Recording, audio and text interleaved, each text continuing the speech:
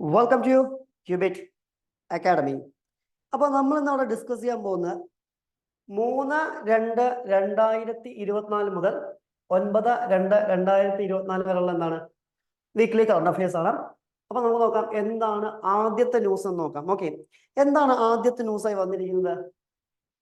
Birbal Sani institute of paleo sciences ആണ് എന്താണ് ആദ്യത്തെ കറണ്ട് അഫയർ ആയി വന്നിരിക്കുന്നതായിട്ട് എന്ത് ചെയ്യാൻ പറ്റുക, നമുക്ക് കാണാൻ പറ്റുക അല്ലെ. എന്താണ് ഇത് ന്യൂസായി വരാൻ കാരണം? എന്താണ്? Recent the researchers from the Birbal Sani institute of paleo sciences using the 2500 year timeline of human occupation at Vednagar showed that India has 200 and 500 year old solution to fight climate change. Okay, അതായത് ഏകദേശം 2500 വർഷത്തെ എന്താണ് human ഒക്യുപ്പേഷന്റെ time ലൈനിനെ കുറിച്ച് എന്ത് ചെയ്തിട്ടുണ്ട്, ഇവിടെയുള്ള ആളുകൾ റിസർച്ച് നടത്തിയിട്ടുണ്ട്. ഓക്കെ, അതുമായിട്ട് ഉദാഹരണമായിട്ട് ക്ലൈമറ്റ് ചേഞ്ചിനെതിരെ എങ്ങനെയാണ് ഹ്യൂമൻസ് സൊല്യൂഷൻസ് കണ്ടെത്തിയിരുന്നത്, അതാണ് ഇതെന്താണ് കറണ്ട് അഫയർ ആയിട്ട് വരാനുള്ളൊരു കാരണം എന്ന് പറയുന്നത്. അപ്പൊ നമുക്ക് നോക്കാനുള്ള ബീർബൽ സാനി ഇൻസ്റ്റിറ്റ്യൂട്ട് ഓഫ് പാലിയോ സയൻസസിനെ കുറിച്ചാണ്. ഓക്കെ, 1946 ഏത് നിലവിൽ വരുന്നത്? ബീർബൽ സാനി ഇൻസ്റ്റിറ്റ്യൂട്ട് ഓഫ് പാലിയോ സയൻസസ് എന്ത് ചെയ്യുന്നത് നിലവിൽ വരുന്നതായിട്ട് എന്ത് ചെയ്യാൻ പറ്റുക, നമുക്ക് കാണാൻ സാധിക്കാം. അതുപോലെ തന്നെ പ്രൊഫസർ ബീർബൽ സാനിയാണ് ഇതിന്റെ ഫൗണ്ടർ എന്ന് വിളിക്കുന്നത്. Okay, with the vision to establish paleobotany as the distinct science, the institute aimed to address issues related to origin and evolution of plant life, geological concern and exploration of fossil fuels. അപ്പോൾ ഇതിന്റെ പ്രധാനപ്പെട്ട ലക്ഷ്യങ്ങൾ എന്തൊക്കെയാണെന്ന് ചോദിച്ചു കഴിഞ്ഞാൽ, പ്രധാനപ്പെട്ട ലക്ഷ്യങ്ങളായിട്ട് പറയുന്നത് എന്തൊക്കെയാണ്? ഉദാഹരണമായിട്ട് എന്താണ് origin and evolution of plant life, geological concerns, അതുപോലെ തന്നെ എന്താണ് എക്സ്പ്ലോറേഷൻ ഓഫ് ഫോസിൽ ഫ്യൂവൽസ്. ഇതൊക്കെയാണ് ആരുടെ ലക്ഷ്യം എന്ന് പറയുന്നത്, ഇവരുടെ ലക്ഷ്യം. ഈ മേഖലകളിൽ എന്ത് ചെയ്യുക, പഠനം നടത്തുക എന്നുള്ളതാണ് ആരുടെ ലക്ഷ്യമായിട്ട് പറയുന്നത്. ഇവരുടെ ലക്ഷ്യമായിട്ട് പറയുന്നതായിട്ട് എന്ത് ചെയ്യാൻ പറ്റുക, നമുക്ക് കാണാൻ സാധിക്കുക എന്നുള്ളതാണ്. ക്ലിയർ? ഇനി ഇവരുടെ ഫോക്കസ് ഏരിയ ഓഫ് റിസർച്ച് ഏതൊക്കെയാന്ന് ചോദിച്ചു കഴിഞ്ഞാൽ എന്താണ് biotic evolution through the geological time, അതുപോലെ തന്നെ എന്താണ് diversification of Precambrian life, diversity, distribution, origin and evolution of Gondwana and Cenozoic flora, അതുപോലെ തന്നെ എന്താണ് phylogenetic framework for understanding plant life, അതുപോലെ തന്നെ intra and inter basal collection during the Gondwana and Cenozoic time slices and organic petrology to evaluate the quality of Gondwana coals and സിയോണിക് lignite. ഇതൊക്കെയാണ് ഇവരുടെ ഏത് എന്ന് വിളിക്കുന്ന ഫോക്കസ് ഏരിയ എന്നുള്ള പേരിൽ എന്ത് ചെയ്യുന്ന അറിയപ്പെടുന്നതായിട്ട് എന്ത് ചെയ്യാൻ പറ്റുക, നമുക്ക് കാണാൻ പറ്റുക. അപ്പൊ അതെന്താണ് ഒരു ന്യൂസ് ആയിട്ട് എന്താണ് വരാൻ കാരണം. ക്ലിയർ? നെക്സ്റ്റ് വൺ എന്താണ് ന്യൂറോമോർഫിക് കമ്പ്യൂട്ടിംഗ് ആണ് നെക്സ്റ്റ് കറണ്ട് അഫയർ ആയിട്ട് എന്ത് വന്നിരിക്കുന്നത്. എന്താണ് ഇതൊരു കറണ്ട് അഫയർ ആയി വരാനുള്ള ഒരു കാരണം? എന്താണ് recent the scientist have seamlessly integrated brain-like tissues with the electronic to create BrainAware, an originated neural network, that means ONN, capable of recognizing voices and the solving complex mathematical problems. Okay, ഇതാണ് ഇതൊരു news ആയിട്ട് വരാനുള്ള കാരണം. അപ്പൊ ഇത്തരം ഒരു news വരുമ്പോൾ പ്രധാനമായിട്ടും നമുക്ക് ഇവിടുന്ന് കറണ്ട് അഫയർ ആയി വരാനുള്ള സാധ്യത ഇതുമായി ബന്ധപ്പെട്ട ചില കീ ടേംസ് ആണ്. ഓക്കെ, അപ്പൊ നമുക്ക് ആ കീ ടേംസിലേക്ക് പോവാം. എന്താണ് കീ ടേംസ് എന്ന് നോക്കാം. ഒന്നെന്താണ് ന്യൂറോമോർഫിക് കമ്പ്യൂട്ടിംഗ് ആണ്.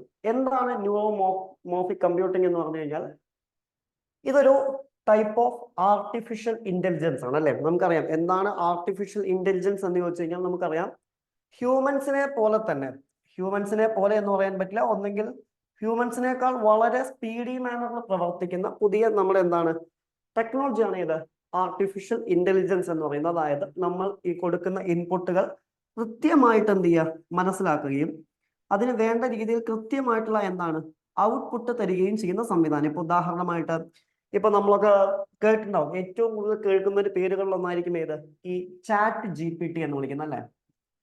ഇപ്പൊ ഉദാഹരണമായിട്ട് നിങ്ങൾക്ക് എന്തെങ്കിലും ഡൗട്ട്സ് ഉണ്ട്, ഇപ്പൊ ഉദാഹരണമായിട്ട് നിങ്ങൾക്ക് ഒരു ആപ്ലിക്കേഷൻ ഫോം വേണമെന്ന് വെക്കുക. ഫോർ എക്സാമ്പിൾ ഞാൻ പറയുന്നത്, നിങ്ങൾക്ക് ഒരു ആപ്ലിക്കേഷൻ ഫോം വേണമെന്ന് വെക്കുക. അപ്പൊ എന്തിന്റെ ആപ്ലിക്കേഷൻ ഫോം ആണ് നിങ്ങൾക്ക് വേണ്ടതെന്ന് ജസ്റ്റ് നിങ്ങൾ ചാറ്റ് GPT എൻ്റർ ചെയ്ത് കൊടുക്കുകയാണെങ്കിൽ നിങ്ങൾക്ക് എന്ത് ചെയ്യും, വളരെ പെട്ടെന്ന് തന്നെ ആൻസർ കിട്ടും. ഇതാണ് ഏതിന്റെ പ്രത്യേകത, ആർട്ടിഫിഷ്യൽ ഇന്റലിജൻസിന്റെ പ്രത്യേകത എന്ന് പറയുന്നത്. ഓക്കെ, ഇതും എന്താണ്, ഒരു ടൈപ്പ് ഓഫ് ആർട്ടിഫിഷ്യൽ ഇന്റലിജൻസ് ആണ്.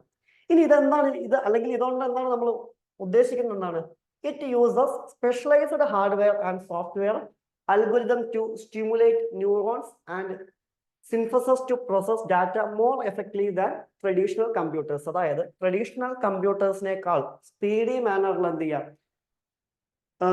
നമ്മുടെ ഡാറ്റ എന്ത് ചെയ്യുക, പ്രോസസ് ചെയ്യുക എന്നുള്ള ഇത് ഏതിന്റെ ലക്ഷ്യമാണ്? ഇതിന്റെ ലക്ഷ്യമാണ്. And the neuromorphic computing uses artificial neurons and synthesis to process data in similar way to human brain does. അതായത് എങ്ങനെയാണോ ഒരു മനുഷ്യന്റെ ബ്രെയിൻ, അതായത് എങ്ങനെയാണോ ഒരു ഹ്യൂമൻ ബ്രെയിൻ പ്രവർത്തിക്കുന്നത്, അതുപോലെ തന്നെയാവും ഏതും പ്രവർത്തിക്കുന്നത്, ഈ ഒരു കമ്പ്യൂട്ടിംഗ് സിസ്റ്റവും പ്രവർത്തിക്കുന്നതായിട്ട് എന്ത് ചെയ്യാൻ പറ്റുക, നമുക്ക് കാണാൻ പറ്റുക. It relies on parallel processing allowing multiple task to be handle simultaneously. അതുപോലെ തന്നെ എന്താണ്, വിവിധ ടൈപ്പ് ഓഫ് മൾട്ടിപ്പിൾ ടാസ്ക്. ഇപ്പൊ നമുക്കറിയാം, ഇപ്പൊ നമ്മൾ നിലവിൽ ഉപയോഗിക്കുന്ന കമ്പ്യൂട്ടറുകളിൽ നമ്മൾ മൾട്ടിപ്പിൾ ടാസ്കുകൾ നമ്മൾ ഉപയോഗിക്കാറുണ്ട്, ഇല്ല എന്നുള്ളതല്ല. പക്ഷെ മൾട്ടിപ്പിൾ ടാസ്കുകൾ ഉപയോഗിക്കുമ്പോൾ നമുക്കറിയാം അതിന്റെ പ്രോസസ്സിൽ എന്ത് ചെയ്യും, കാര്യമായ രീതിയിൽ എന്ത് ചെയ്യുന്നുണ്ട്, വ്യത്യാസം വരും. അല്ലെങ്കിൽ അത് തരുന്ന ഔട്ട്പുട്ട് തരുന്ന സ്പീഡിൽ എന്ത് ചെയ്യുന്നുണ്ട്, കാര്യമായ രീതിയിൽ എന്ത് ചെയ്യും, വ്യത്യാസം വരും എന്നുള്ള ഏതിന്റെ പ്രത്യേകതയാണ്? നിലവിലെ കമ്പ്യൂട്ടർ സിസ്റ്റത്തിന്റെ പ്രത്യേകതയാണ്. എന്നാൽ ഇവിടെ പറയുന്നത് എന്താണ്, അത്തരത്തിലുള്ള കാര്യങ്ങളൊന്നും എന്ത് ചെയ്യുന്നില്ല, ഇതിനെ ബാധിക്കുന്നില്ല. റിയൽ ടൈം ആയിട്ട് എന്താണ് ലേൺ ചെയ്യാനും അതുപോലെ തന്നെ ഡിസിഷൻ മേക്കിങ്ങിനുള്ള കപ്പാസിറ്റിയും ഏതിനുണ്ടായിരിക്കും എന്നാണ് പറയുന്നത്, ഇതിന് ഉണ്ടായിരിക്കും എന്നുള്ളതാണ് പറയുന്നതായിട്ട് എന്ത് ചെയ്യാൻ പറ്റുക, നമുക്ക് കാണാൻ പറ്റുക. ആൻഡ് അതുപോലെ തന്നെ ഒരു കാര്യം കൂടി പറയുന്നുണ്ട്, അതാണ് majority driven by increasing demand for an AI and brain chips to be used in cognitive and brain robots. അതുപോലെ തന്നെ എന്താണ്, റോബോട്ട്സുകൾക്ക് എന്ത് ചെയ്യാം, നിലവിൽ എന്ത് ചെയ്യാം, ഉപയോഗിക്കാൻ പോകുന്ന സംവിധാനങ്ങളിലൊന്നാണ്. നെക്സ്റ്റ് ഒരു കീ ടേം ആണ് ഇത്, ടിഷ്യൂ എഞ്ചിനീയറിംഗ്. എന്താണ് tissue engineering? It is a biomedical engineering field that uses engineering and life sciences to create biological substitute that can restore, maintain, improve tissue functions. The goal of tissue engineering is to assemble, function, construct that restore, maintain, improve damaged tissue or whole organs. അതായത് എന്തിനു വേണ്ടിയിട്ടാണ് tissue engineering ഉപയോഗിക്കുന്നത് എന്ന് വെച്ച് കഴിഞ്ഞാൽ, ഇത് ഏത് ഫീൽഡുമായി ബന്ധപ്പെട്ടിരിക്കുന്നു വെച്ച് കഴിഞ്ഞാൽ നമ്മൾ പറഞ്ഞു ബയോളജിക്കൽ എഞ്ചിനീയറിംഗ് ഫീൽഡുമായിട്ടാണ് എന്ത് ചെയ്യുന്നത്, ഇത് ബന്ധപ്പെട്ട് കിടക്കുന്നതായിട്ട് എന്ത് ചെയ്യാൻ പറ്റും, നമുക്ക് കാണാൻ പറ്റാം. ഇനി ഇതിന്റെ ലക്ഷ്യം എന്താണെന്ന് ചോദിച്ചു കഴിഞ്ഞാൽ എന്താണ്, restore, maintain or improve tissues function. ഇതാണ്, അതായത് ഈ ടിഷ്യൂസിന്റെ ഫംഗ്ഷൻ എന്ത് ചെയ്യുക, റീസ്റ്റോർ ചെയ്യുക, മെയിൻറ്റെയിൻ ചെയ്യുക, ഇംപ്രൂവ് ചെയ്യുക എന്നുള്ളതൊക്കെയാണ് ഇതിന്റെ ലക്ഷ്യം. അതുപോലെ തന്നെ എന്താണ്, ഡാമേജ്ഡ് ടിഷ്യൂസിനെ ഇംപ്രൂവ് ചെയ്യുക, അല്ലെങ്കിൽ ഹോൾ ഓർഗൻസിനെ ഇംപ്രൂവ് ചെയ്യുക എന്ന് പറയുന്നതൊക്കെ ഏതിന്റെ ലക്ഷ്യമാണ്, ടിഷ്യൂ എഞ്ചിനീയറിംഗിന്റെ ലക്ഷ്യമാണ്. പിന്നെ വരുന്ന ഒരു വാക്കാണ് ഇത്, ന്യൂറൽ കമ്പ്യൂട്ടേഷൻ. എന്താണ് ന്യൂറൽ കമ്പ്യൂട്ടേഷൻ എന്ന് പറഞ്ഞാൽ? It is the process of information by network of neurons. അതായത് എന്താണ്, it is a type of brain activity that aims to understand how neurons work together and processes information. അതായത് ഇതൊരു type of brain ആക്ടിവിറ്റിയാണ്. അതായത് neurons എങ്ങനെ work ചെയ്യുന്നു എന്നും അതുപോലെ തന്നെ അതെങ്ങനെ പ്രോസസ് ചെയ്യുന്നു എന്നും മനസ്സിലാക്കലാണ് ഏതിന്റെ ലക്ഷ്യം എന്ന് പറയുന്നത്, ന്യൂറൽ കമ്പ്യൂട്ടേഷന്റെ എന്താണ് ലക്ഷ്യമായിട്ട് പറയുന്നതായിട്ട് എന്ത് ചെയ്യാൻ പറ്റുക, നമുക്ക് കാണാൻ സാധിക്കുക എന്നുള്ളതാണ്. ക്ലിയർ? പിന്നെ വരുന്ന ഒരു വാക്കാണ് ഇത്, ഇലക്ട്രോ സൈക്കോളജി. എന്താണ്? It is the branch of psychology that studies the electrical properties of biological cells and tissues. It also explores the electrical activity of living neurons and the molecular and the cellular process that govern their signaling. അതായത് ഇതിന്റെ ലക്ഷ്യം എന്താണെന്ന് ചോദിച്ചു കഴിഞ്ഞാൽ എന്താണ്, ഇപ്പൊ നമ്മുടെ human ബോഡിയിലുള്ള ടിഷ്യൂസിന്റെ എന്താണ് ഇലക്ട്രിക്കൽ ആക്ടിവിറ്റി, അതിനെ കുറിച്ച് പഠിക്കലാണ് ഏതിന്റെ ലക്ഷ്യം എന്ന് വിളിക്കുന്നത്, ഇലക്ട്രോ സൈക്കോളജി ലക്ഷ്യം. ഇത് നിങ്ങൾ കംപ്ലീറ്റ്ലി പഠിച്ചു വെക്കണം എന്ന് ഞാൻ പറയില്ല, കാരണം നിങ്ങൾ ഇത്രയും മനസ്സിലാക്കേണ്ട ഇത്രയേ ഉള്ളൂ. ഇതിന്റെ ഓരോ കീ ടേംസ് അത് എന്തിനു വേണ്ടിയിട്ടാണ് നിലവിൽ ഉപയോഗിക്കുന്നത്, ഈ കാര്യം മാത്രം എന്ത് ചെയ്താൽ മതി, നമ്മൾ മനസ്സിലാക്കി വെച്ചാൽ മതി. ക്ലിയർ? നെക്സ്റ്റ് വണ്ണാണ്, നെക്സ്റ്റ് കറണ്ട് അഫെയർ ആണ് ഇത്, CKS വെബ് പോർട്ടൽ എന്നുള്ള പേരിൽ എന്ത് ചെയ്യുന്ന അറിയപ്പെടുന്നത്. എന്താണ് CKS വെബ് പോർട്ടൽ ന്യൂസിൽ വരാനുള്ള ഒരു റീസൺ എന്ന് പറയുന്നത് എന്താണെന്ന് ചോദിച്ചു കഴിഞ്ഞാൽ എന്താണ്, recent the Ministry of Coal, that means MOC, launched CKS web portal of the Coal Mines Provident Fund Organization. Okay, അതായത് എന്താണ്, നിലവിൽ മിനിസ്ട്രി ഓഫ് കോൾ എന്താണ് ലോഞ്ച് ചെയ്ത ഒരു വെബ് പോർട്ടലാണ് ഇത്, CKS വെബ് പോർട്ടൽ എന്നുള്ള പേരിൽ എന്ത് ചെയ്യുന്ന അറിയപ്പെടുന്നത്. ഓക്കെ, ഇനി എന്താണ് ഇതിന്റെ ലക്ഷ്യം എന്ന് നോക്കാം. The CKS web portal is developed by Centre for Development of Advanced Computing, that means CDAC. നമുക്കറിയാം സെൻട്രൽ ഗവൺമെന്റ് ഏജൻസിയാണ് CDAC. അപ്പൊ ആരാണ് CKS വെബ് പോർട്ടൽ ഡെവലപ്പ് ചെയ്തതെന്ന് ചോദിച്ചു കഴിഞ്ഞാൽ ആരാണ്? Centre for Development of Advanced computing, CDAC ആണ് എന്ത് ചെയ്യുന്നത്, ഇത് ഡെവലപ്പ് ചെയ്യുന്നതായിട്ട് എന്ത് ചെയ്യാൻ പറ്റുക, നമുക്ക് കാണാൻ സാധിക്കും. അപ്പൊ ചിലപ്പോൾ ചോദിക്കാം ആരാണ് പുതിയ വെബ് പോർട്ടലൊക്കെ വരുമ്പോൾ ആരാണ് എന്ത് ചെയ്യുന്നത്, ഡെവലപ്പ് ചെയ്യുന്നത് എന്ന് ചോദിക്കാം. എന്താണ്? CDAC ആണ് ഇത് ഡെവലപ്പ് ചെയ്യുന്നത്. A research and development organisation under MITI. അതുപോലെ തന്നെ എന്താണ് MITIയുടെ അണ്ടറിൽ വരുന്നതാണ്. എന്താണ് MITI എന്ന് പറഞ്ഞു കഴിഞ്ഞാൽ? എനിവൺ. എന്താണ് MITI എന്നതുകൊണ്ട് എന്താണ് ഉദ്ദേശിക്കുന്നത്? എനിവൺ അറിയാവോ?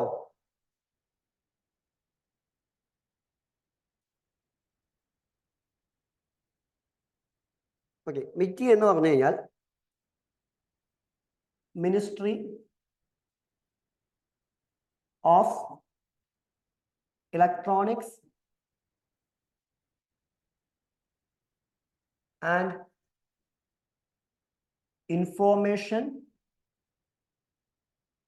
Information technology. ഓക്കെ, ഇതിന്റെ അണ്ടറിലാണ് ആര് വർക്ക് ചെയ്യുന്നതെന്ന് പറയുന്നത്? CDAC. ഓക്കെ, ഇതിന്റെ അണ്ടറിലാണ് ആര് വർക്ക് ചെയ്യുന്നതായിട്ട് നമുക്ക് കാണാൻ പറ്റുക?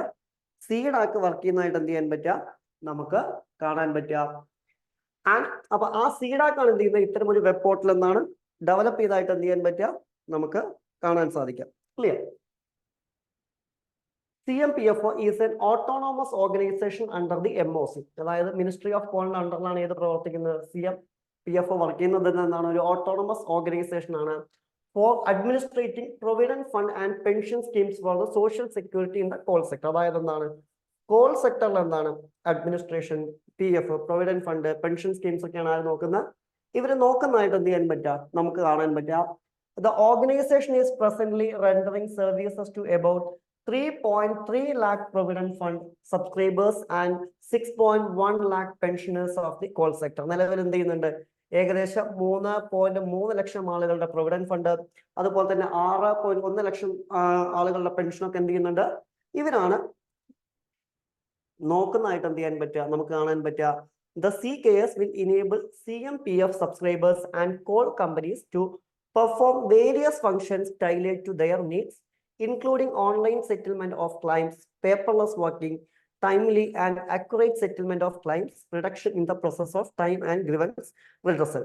The digital transformation aligns with the vision of digital India. അപ്പൊ ഇത് എന്തിനു വേണ്ടിയിട്ടാണെന്ന് ചോദിച്ചു കഴിഞ്ഞാൽ എന്താണ്, ഈ CKS പോർട്ടൽ എന്താണ് ചെയ്യുന്നത്, CMPFOനെ ഹെൽപ്പ് ചെയ്യാണ് ചെയ്യുന്നത്. ഉദാഹരണമായിട്ട് പ്രൊവിഡന്റ് ഫണ്ട് ആയിക്കോട്ടെ, അല്ലെങ്കിൽ എന്താണ് പെൻഷൻ ആയിക്കോട്ടെ, അതൊക്കെ എന്ത് ചെയ്യുക, ഡിജിറ്റലി ഹാൻഡിൽ ചെയ്യുന്നതിന് വേണ്ടിയിട്ട് എന്താണ് CMPFOനെ എന്ത് ചെയ്യുക, ഹെൽപ്പ് ചെയ്യുക എന്നുള്ളതാണ് ആരുടെ ലക്ഷ്യം എന്ന് വിളിക്കുന്നത്, CKSന്റെ എന്താണ് ലക്ഷ്യം എന്ന് വിളിക്കുന്നത്. അപ്പൊ അതിനുവേണ്ടി ഡെവലപ്പ് ചെയ്ത പോർട്ടലാണ് ഏത് എന്ന് വിളിക്കുന്നത്, CKS വെബ് പോർട്ടൽ എന്നുള്ള പേരിൽ എന്താണ് അറിയപ്പെടുന്നതായിട്ട് എന്ത് ചെയ്യാൻ പറ്റുക, നമുക്ക് കാണാൻ സാധിക്കുക. Clear?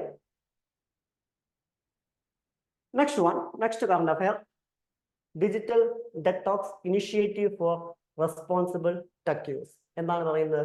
The government of Karnataka, in collaboration with all India Game Developers Forum, that means AIGDF, is set to launch a digital debt box initiative concentrating on gaming and social media. അതായത് എന്താണ്, gaming അതുപോലെ തന്നെ social മീഡിയയിൽ concentrate ചെയ്തുകൊണ്ട് എന്താണ് നിലവിൽ Karnataka government ആരുമായിട്ട് collaborate ചെയ്തിട്ട് all India game developers and forum AIGDF-മായി കൊളാബറേറ്റ് ചെയ്തിട്ട് എന്ത് ചെയ്യുന്നുണ്ട്, ഡിജിറ്റൽ ഡെറ്റോക്സ് ഇനീഷ്യേറ്റീവ് എന്തിയിട്ടുണ്ട്, ലോഞ്ച് ചെയ്തിട്ടുണ്ട്. അതാണ് ഇതെന്താണ് ഒരു കറണ്ട് അഫെയർ ആയി വരാനുള്ള റീസൺ എന്ന് വിളിക്കുന്നത്. ഇനി നമുക്ക് നോക്കാം എന്താണ്. The digital detox centres will be established across Karnataka, offering personalised guidelines, counselling and practical tools to manage screen time effectively. അതായത് സ്ക്രീൻ ടൈം അല്ലെ, നമ്മുടെ സ്ക്രീൻ ടൈം എങ്ങനെ എഫക്റ്റീവ് ആയിട്ട് യൂസ് ചെയ്യാം എന്നതിന് വേണ്ടിയിട്ടുള്ള പേഴ്സണലൈസ്ഡ് ഗൈഡ് ലൈൻസ്, കൗൺസിലിംഗ്, അതുപോലെ തന്നെ പ്രാക്ടിക്കൽ ടൂൾസ് ഒക്കെ എന്ത് ചെയ്യുക, കൊടുക്കുക എന്നുള്ളതാണ് ഏതിന്റെ ലക്ഷ്യം, ഡിജിറ്റൽ ഡെറ്റോക്സിന്റെ ലക്ഷ്യം എന്ന് വിളിക്കുന്നത്. ഫോർ എക്സാമ്പിൾ, എന്താണ് ഈ സ്ക്രീൻ ടൈം എന്ന് പറയുന്നത്? സ്ക്രീൻ ടൈം എന്ന് പറഞ്ഞു കഴിഞ്ഞാൽ ഉദാഹരണമായിട്ട് നമ്മൾ ഏതെങ്കിലും ഒരു ഗെയിം ആയിക്കോട്ടെ, അല്ലെങ്കിൽ ഏതെങ്കിലും ഒരു സോഷ്യൽ മീഡിയ ആയിക്കോട്ടെ, ഫോർ എക്സാമ്പിൾ ഇപ്പോൾ നമ്മളെല്ലാവരും ഉപയോഗിക്കുന്ന സോഷ്യൽ മീഡിയയിൽ ഒന്നാണ് ഇത്, ഈ ഇൻസ്റ്റഗ്രാം എന്ന് വിളിക്കുന്നത് അല്ലേ, ഇൻസ്റ്റഗ്രാം. ഇപ്പൊ നിങ്ങൾക്കറിയാം ഈ ഇൻസ്റ്റഗ്രാമിന്റെ സെറ്റിങ്സിൽ പോയി കഴിഞ്ഞാൽ നിങ്ങൾക്കൊരു ഓപ്ഷൻ കിട്ടും, average time spend. Okay, average time spend എന്ന് പറഞ്ഞൊരു ഓപ്ഷൻ കിട്ടും. അത് നിങ്ങൾക്ക് സെറ്റ് ചെയ്യാൻ പറ്റും. ഡെയിലി ഇത്ര മാത്രമേ ഉപയോഗിക്കുന്നുള്ളൂ. ഉദാഹരണമായിട്ട് ഡെയിലി ഞാൻ 30 മിനിറ്റ് എന്ത് ചെയ്യുള്ളൂ, യൂസ് ചെയ്യുള്ളൂ. അപ്പോൾ ഈ സ്ക്രീൻ ടൈം എന്ന് പറഞ്ഞു കഴിഞ്ഞാൽ എന്താണ് ഉദ്ദേശിക്കുന്നത് എന്ന് ചോദിച്ചു കഴിഞ്ഞാൽ എന്താണ്, ഒരു കാര്യം, അത് സോഷ്യൽ മീഡിയ ആയിക്കോട്ടെ, ഗെയിം ആയിക്കോട്ടെ, അത് ഒരു വ്യക്തി എത്ര സമയം ഉപയോഗിക്കുന്നുണ്ട് എന്നുള്ളതിനെ നമ്മൾ വിളിക്കുന്ന പേരാണ് ഇത് സ്ക്രീൻ ടൈം എന്ന് വിളിക്കുന്നത്. ഓക്കെ, അപ്പൊ ഈ സ്ക്രീൻ ടൈമിനെ കുറിച്ച് കൃത്യമായിട്ട് എന്ത് ചെയ്യുക, ഗൈഡ് ലൈൻസ് കൊടുക്കുക, അല്ലെങ്കിൽ അതുമായി ബന്ധപ്പെട്ട കാര്യങ്ങളൊക്കെ എന്ത് ചെയ്യുക, ആളുകളിലേക്ക് എത്തിക്കുക എന്നുള്ളതാണ് ഇതിന്റെ ലക്ഷ്യം, ഈ ഡിജിറ്റൽ ഡെറ്റോക്സിന്റെ ലക്ഷ്യം എന്ന് പറയുന്നത്. കാരണം എന്താണെന്ന് ചോദിച്ചു കഴിഞ്ഞാൽ, ഉദാഹരണമായിട്ട് സ്ക്രീൻ ടൈം നമ്മളെ വളരെ വലിയ രീതിയിൽ കൂടുകയാണെന്നുണ്ടെങ്കിൽ അത് നമ്മുടെ ജീവിതത്തെയും എന്ത് ചെയ്യും, നെഗറ്റീവായിട്ട് എന്ത് ചെയ്യും, ബാധിക്കുമെന്നാണ് പറയുന്നത്. ഉദാഹരണമായിട്ട് ഒരു സോഷ്യൽ മീഡിയയുടെ നമ്മുടെ സ്ക്രീൻ ടൈം വളരെ വലിയ രീതിയിൽ കൂടുന്നു എന്ന് വെക്കാം, അതൊരു വ്യക്തി എന്ത് ചെയ്യും, നെഗറ്റീവായിട്ട് എന്ത് ചെയ്യും, ബാധിക്കും. എന്താണ് നെഗറ്റീവായി ബാധിക്കുന്നു പറഞ്ഞു കഴിഞ്ഞാൽ അത് പല രീതിയിൽ നിങ്ങളെ ബാധിക്കാം. ഉദാഹരണമായിട്ട് ഒന്നെങ്കിൽ അത് നിങ്ങളുടെ എഫിഷ്യൻസിയെ ബാധിക്കാം. അപ്പൊ ചോദിക്കും, ഞാൻ എന്റർടൈൻമെന്റിന് വേണ്ടി ഒരു സാധനം കാണുന്നു, അതെങ്ങനെയാണ് ഒരു എഫിഷ്യൻസിയെ ബാധിക്കുന്നത്. ഉദാഹരണമായിട്ട് നിങ്ങൾ തന്നെ ആലോചിക്കുക. ഇപ്പൊ ഉദാഹരണമായിട്ട് ഏതെങ്കിലും ഒരു വ്യക്തി ഡെയിലി ഫാമിലി വ്ലോഗ് കാണുന്ന ഒരു വ്യക്തിയാണെന്ന് വെക്കാം, ഫാമിലി വ്ലോഗ്സ് ഏതെങ്കിലും രീതിയിൽ കാണുന്ന ഒരു വ്യക്തിയാണെന്ന് വെക്കാം.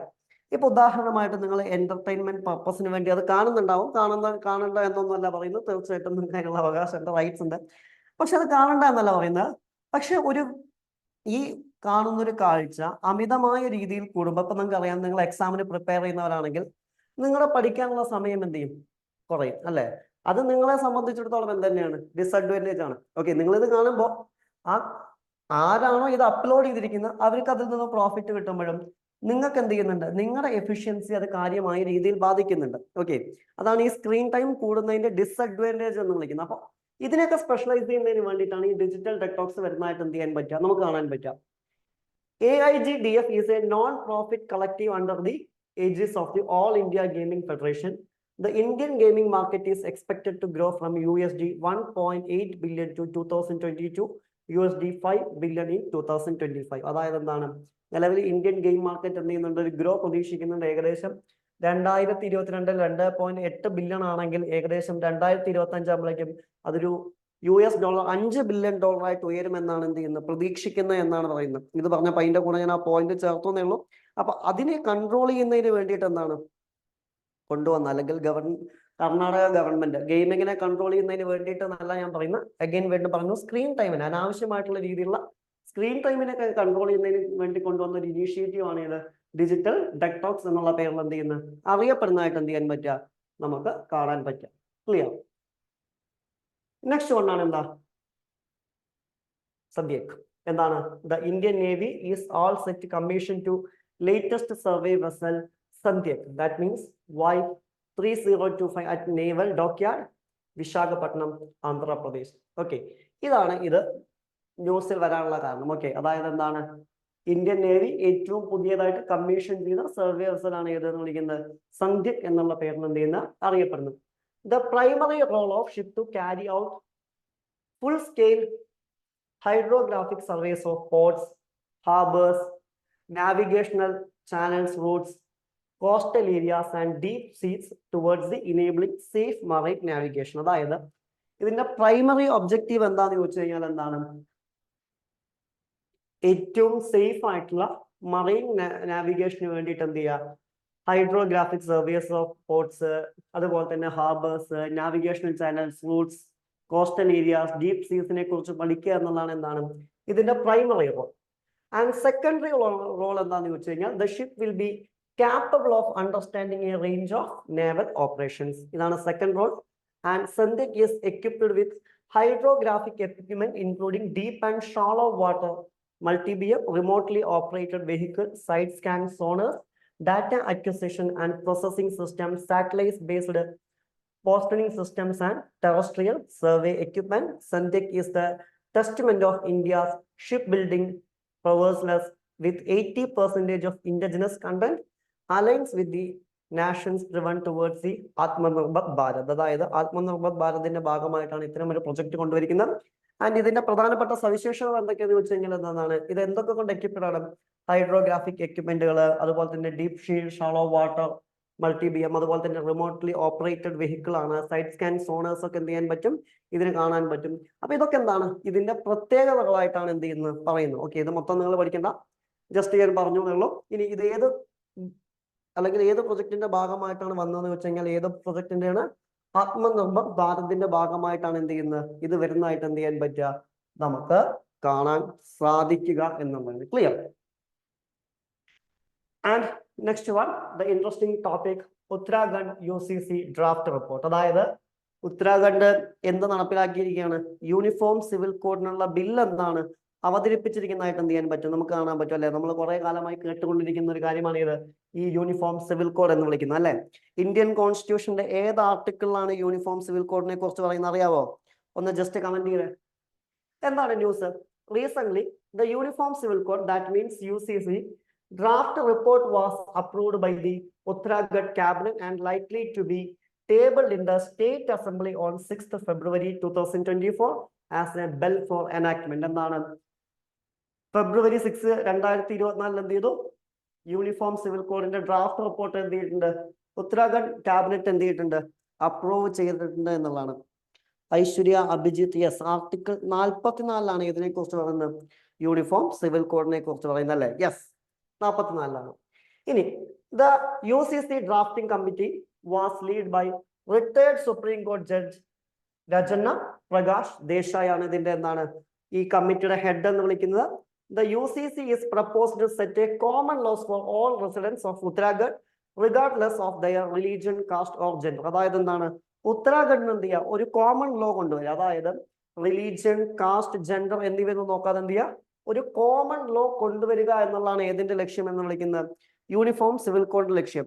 നിലവില് ഇന്ത്യയിലെ ഏത് സംസ്ഥാനത്തിലാണ് നമുക്ക് യൂണിഫോം സിവിൽ കോഡ് കാണാൻ കഴിയുന്നത്? ഇന്ത്യയിലെ ഏതൊരു സംസ്ഥാനത്തില് നിലവിൽ യൂണിഫോം സിവിൽ കോഡ് ഉണ്ടായിരുന്നു? ഏതാണ് ആ സംസ്ഥാനം? പറഞ്ഞേ. ഐശ്വര്യ, ഗോവ. യെസ്, ഗോവ. അഭിജിത്ത്, ഗോവ. യെസ്, ഗോവയിലാണ് നിലവിൽ യൂണിഫോം സിവിൽ കോഡ് ഉള്ളത്. ഓക്കെ, നമുക്ക് യൂണിഫോം സിവിൽ കോഡിനെ കുറിച്ച് നോക്കാം. യൂണിഫോം സിവിൽ കോഡ് കവർ ചെയ്യുന്ന ഏരിയാസ് ഏതൊക്കെയെന്ന് ചോദിച്ചു കഴിഞ്ഞാൽ, 1 എന്ന് വിളിക്കുന്ന മാരേജ്, വിവാഹം. 2 എന്ന് വിളിക്കുന്ന ഏതാണ്? ഡൈവോഴ്സ്, വിവാഹമോചനം. അതുപോലെ തന്നെ മെയിൻറ്റെയിൻസ്, അതുപോലെ തന്നെ succession of property, adoption, inheritance തുടങ്ങിയ പ്രധാനപ്പെട്ട 6 കാര്യങ്ങളിലാണ് ആരിടപെടുന്നത്? യൂണിഫോം സിവിൽ കോഡ് ഇടപെടുന്നതായിട്ട് എന്ത് ചെയ്യാൻ പറ്റുക? നമുക്ക് കാണാൻ സാധിക്കുക എന്നുള്ളതാണ്. ഓക്കെ, പ്രധാനപ്പെട്ട 6 കാര്യങ്ങളിലാണ് ആരിടപെടുന്നത്? യൂണിഫോം സിവിൽ കോഡ് ഇടപെടുന്നത്. ഏതൊക്കെയാണ്? മാരേജ് ഉണ്ട്, ഡൈവേഴ്സ് ഉണ്ട്, മെയിൻറ്റെയിൻസ് ഉണ്ട്, ഇൻഹെറിറ്റൻസ് ഉണ്ട്, അഡോപ്ഷൻ ഉണ്ട്, സക്സഷൻ ഓഫ് പ്രോപ്പർട്ടി ഉണ്ട്. ഓക്കെ, ഈ 6 കാര്യങ്ങളിലാണ് പ്രധാനമായിട്ടും യൂണിഫോം സിവിൽ കോഡ് കവർ ചെയ്യുന്നത്. ഇനി എന്താണ് ഈ യൂണിഫോം സിവിൽ കോഡിന്റെ പ്രത്യേകതകൾ? ഇപ്പൊ ഉദാഹരണമായിട്ട് നമുക്കറിയാം മാരേജ് എടുക്കുകയാണെന്നുണ്ടെങ്കിൽ, ഇപ്പൊ നമ്മൾ ഇന്ത്യയിൽ തന്നെ എടുത്തു കഴിഞ്ഞാൽ അറിയാം നമുക്ക് ഒരുപാട് നിയമങ്ങളുണ്ടല്ലോ മാരേജിന്. ഉദാഹരണമായിട്ട് ഹിന്ദു മാരേജ് ആക്ട് ഉണ്ട്,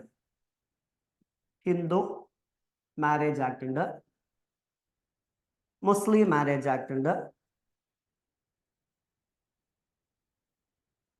അതുപോലെ തന്നെ ഈ ക്രിസ്ത്യൻ മാരേജ് ആക്ട് ഒക്കെ ഉണ്ട്. ഇനി മതപരമായി ബന്ധപ്പെടുന്ന ആളുകൾക്ക് അല്ലെങ്കിൽ മതത്തിന്റെ അണ്ടറിൽ മാരേജ് വേണ്ട എന്ന് പറയുന്ന ആളുകൾക്ക് എന്തുണ്ട്? സ്പെഷ്യൽ മാരേജ് ആക്ട് ഉണ്ട്. ഓക്കെ, അങ്ങനെ പല പല നിയമങ്ങളുള്ള അല്ലെങ്കിൽ ഒരു കാര്യത്തിന് തന്നെ പല പല നിയമങ്ങളുള്ള രാജ്യമാണ് നമ്മുടെ. ഓക്കെ, ഇതിനൊക്കെ എന്ത് ചെയ്യുക? ഗവൺമെന്റിന്റെ അണ്ടറിലേക്ക് കൊണ്ടുവരിക. ഇപ്പൊ ചില കമ്മ്യൂണിറ്റീസിൽ കല്യാണം കഴിച്ചു കഴിഞ്ഞാൽ ആ കമ്മ്യൂണിറ്റീസിന്റെ പ്രത്യേകത എന്താണെന്ന് ചോദിച്ചു കഴിഞ്ഞാൽ, ആ കല്യാണം എവിടെ രജിസ്റ്റർ ചെയ്യേണ്ട ആവശ്യമില്ല? ഗവൺമെന്റിൽ രജിസ്റ്റർ ചെയ്യേണ്ട ആവശ്യമില്ല. ഗവൺമെന്റിൽ എന്ത് ചെയ്യേണ്ട? രജിസ്റ്റർ ചെയ്യേണ്ട ആവശ്യമില്ല. പക്ഷേ ഈ യൂണിഫോം സിവിൽ കോഡ് വന്നാൽ എന്ത് സംഭവിക്കും? എല്ലാ വിവാഹങ്ങളും എവിടെ രജിസ്റ്റർ ചെയ്യണം എന്നുള്ള നിയമം വരും. ഗവൺമെന്റിൽ എന്ത് ചെയ്യണം? രജിസ്റ്റർ ചെയ്യണം എന്നുള്ള എന്ത് ചെയ്യും? ഒരു കോമൺ ലോ വരും എന്നുള്ള ഇതിന്റെ പ്രത്യേകതയാണ്, യൂണിഫോം സിവിൽ കോഡിന്റെ പ്രത്യേകതയാണ്. ഇനി എന്തൊക്കെയാണ് യൂണിഫോം സിവിൽ കോഡ് വരണം എന്ന് പറയാനുള്ള കാരണം എന്ന് ചോദിച്ചു കഴിഞ്ഞാൽ, ഇറ്റ് വിൽ ഇന്റഗ്രേറ്റ് ഇന്ത്യ. അതായത് എന്താന്ന് ചോദിച്ചു കഴിഞ്ഞാൽ, ഉദാഹരണമായിട്ട് it will be help in bringing every Indian despite his caste, religion, tribe under the one nation civil code conduct. അതായത് ഇപ്പൊ നമുക്കറിയാം ഈ ഇന്ത്യൻ പീനൽ കോഡ് അല്ലെങ്കിൽ CRPC ഇതൊക്കെ കോമൺ ലോസ് ആണ് അല്ലെ? അതുപോലെ തന്നെ എന്താണ് ഈ പറയുന്ന 6 കാര്യങ്ങൾക്കും എന്ത് ചെയ്യും? ഒരു കോമൺ ലോ വരും എന്നുള്ള ഇതിന്റെ പ്രത്യേകതയാണ് യൂണിഫോം സിവിൽ കോഡിന്റെ എന്താണ് പ്രത്യേകതയാണ് എന്നുള്ളതാണ്. ആൻഡ് എന്താണ് പറയുന്നത്, it will help in reducing vote bank politics. Okay, എന്താണ് വോട്ട് ബാങ്ക് പൊളിറ്റിക്സ് കുറയ്ക്കാൻ സഹായിക്കും. എന്താണ് ഈ വോട്ട് ബാങ്ക് പൊളിറ്റിക്സ് എന്ന് പറഞ്ഞു കഴിഞ്ഞാൽ, ഉദാഹരണമായിട്ട് പല ആളുകളും വോട്ട് പിടിക്കുന്നത് റിലീജിയന്റെയോ അല്ലെങ്കിൽ ഈ റിലീജിയസ് ലോസിന്റെയോ പേരിലാണ് പല രാഷ്ട്രീയ പാർട്ടികളും. അത് കുറയ്ക്കുന്നതിന് വേണ്ടി എന്ത് ചെയ്യും, ഇത് സഹായിക്കും. കാരണം ഇപ്പൊ ഉദാഹരണമായിട്ട് ഏതെങ്കിലും ഒരു പാർട്ടി കയറിയിട്ട് പറയുകയാണെങ്കിൽ ഈ റിലീജിയന് വേണ്ടി ഞങ്ങൾ നിയമങ്ങൾ ഉണ്ടാക്കാം അല്ലെങ്കിൽ സ്പെഷ്യലി നിയമങ്ങൾ ഉണ്ടാക്കാം എന്ന് പറയുന്നത് എപ്പോൾ പോസിബിൾ അല്ല. ഈ യൂണിഫോം സിവിൽ കോഡ് വന്നു കഴിഞ്ഞാൽ പിന്നീട് എന്താവില്ല, പോസിബിൾ ആവില്ല. അത് തീർച്ചയായിട്ടും എന്തിനെ കുറയ്ക്കുമെന്നാണ് പറയുന്നത്, ഈ വോട്ട് ബാങ്ക് പൊളിറ്റിക്സിനെ എന്ത് ചെയ്യും, കുറയ്ക്കും എന്നുള്ളതും ഏതിന്റെ അഡ്വാൻറ്റേജ് ആണ്, ഇതിന്റെ അഡ്വാൻറ്റേജ് ആണ്. ഇനി നെക്സ്റ്റ് വൺ ആണ് personal laws or loophole. അതായത് പലപ്പോഴും ഈ പേഴ്സണൽ ലോസ് എന്ന് പറയുന്നത് നമുക്കൊരു ലൂപ്പ് ഹോൾ ആണ്. ഉദാഹരണമായിട്ട് ഏതെങ്കിലും മതത്തിൽ ഒരു നിയമം ഉണ്ടെന്ന് വയ്ക്കാം, ഏതെങ്കിലും റിലീജിയനിൽ ഒരു പ്രത്യേക നിയമമുണ്ട് എന്നുണ്ടെങ്കിൽ ഞങ്ങൾ ആ നിയമത്തിനനുസരിച്ചാണ് ജീവിക്കുന്നതെന്നും ഇന്ത്യൻ ഭരണഘടനയിൽ പറയുന്ന പോലെ അല്ല, ഇത് ഞങ്ങളുടെ മതത്തിന്റെ നിയമങ്ങളാണ്, മതത്തിന്റെ നിയമങ്ങൾ അനുസരിച്ച് മാത്രമേ ഞങ്ങൾ ജീവിക്കൂ. അത് മാരേജ് ആയാലും ഡൈവേഴ്സ് ആയാലും പ്രോപ്പർട്ടി ആയാലും അഡോപ്ഷൻ ആയാലും. അപ്പൊ അത് പറയുമ്പോൾ അതിൽ ഒരുപാട് ലൂപ്പ് ഹോൾസ് വരും. അല്ലെങ്കിൽ പലപ്പോഴും ഇല്ലീഗൽ ആക്ടിവിറ്റീസ് ഈ മതത്തിന്റെ പേരിൽ ചെയ്യാൻ സാധിക്കും എന്നുള്ളത് നമുക്കറിയാം. പല ഇല്ലീഗൽ ആക്ടിവിറ്റീസും ഈ മതത്തിന്റെ പേരിൽ എന്ത് ചെയ്യാൻ പറ്റും, ചെയ്യാൻ സാധിക്കും എന്നുള്ളതാണ്. പക്ഷെ യൂണിഫോം സിവിൽ കോഡ് വരുന്നതോടുകൂടി എന്ത് ചെയ്യും, ഇത്തരം ഇല്ലീഗൽ ആക്ടിവിറ്റീസിനെ ഒരു പരിധി വരെ എന്ത് ചെയ്യാൻ പറ്റും, തടയാൻ പറ്റും എന്നുള്ളത് ഏതിന്റെ പ്രത്യേകതയാണ്, യൂണിഫോം സിവിൽ കോഡിന്റെ എന്താണ് പ്രത്യേകതയാണ് എന്നുള്ളതാണ്. പിന്നെ പറയുന്നത് എന്താണ്, sign of modern progressive nation. അതായത് എന്താണ്, ഒരു മോഡേൺ പ്രോഗ്രസീവ് നാഷന്റെ ഒരു സൈൻ ആണ് ഏത് എന്ന് വിളിക്കുന്നത്, uniform civil code. For example, ഒരു രാജ്യവും റിലീജിയൻ അനുസരിച്ചല്ല ജീവിക്കണം, അല്ലെങ്കിൽ റിലീജിയന്റെ നിയമങ്ങൾ മാത്രമല്ല എന്ത് ചെയ്യേണ്ടത് നോക്കേണ്ടത്, പ്രധാനമായിട്ടും ഇന്ത്യ പോലുള്ള ഒരു രാജ്യത്ത് നോക്കേണ്ടത്, നമ്മൾ നോക്കേണ്ടത് നമ്മുടെ മൗലികാവകാശങ്ങൾ കൂടിയാണ്. അതായത് ഫണ്ടമെന്റൽ റൈറ്റ്സ് കൂടിയാണ്. അതായത് ഏതെങ്കിലും ഒരു റിലീജിയന്റെ നിയമങ്ങൾ നമ്മുടെ ഫണ്ടമെന്റൽ റൈറ്റ്സിനെ ലംഘിക്കുന്നുണ്ടെങ്കിൽ തീർച്ചയായിട്ടും എന്ത് ചെയ്യണം, അത്തരം നിയമങ്ങളെ നമ്മൾ എന്ത് ചെയ്യണം, എടുത്തു മാറ്റണം. നമുക്കറിയാം ഇന്ത്യൻ ജുഡീഷ്യറിയുടെ ചരിത്രത്തില് അങ്ങനെ ഒരുപാട് കാര്യങ്ങളിൽ എന്ത് ചെയ്തിട്ടുണ്ട്, മാറ്റം വന്നിട്ടുണ്ട് എന്നുള്ളത്. അപ്പൊ ഉദാഹരണമായിട്ട് ഇന്ത്യയിൽ നടന്ന ഏറ്റവും ഫേമസ് ആയ കേസ് അല്ലെ, ഏതായിരുന്നു അത്, നിങ്ങൾ കേട്ടാവും, യങ് ലോയേഴ്സ് അസോസിയേഷൻ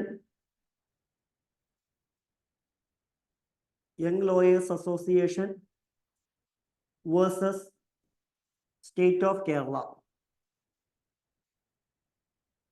ഈ കേസ് ആരെങ്കിലും കേട്ടിട്ടുണ്ടോ, young lawyers association versus state of Kerala 2018? ഈ കേസ് ആരെങ്കിലും കേട്ടിട്ടുണ്ടോ, എനിവൺ?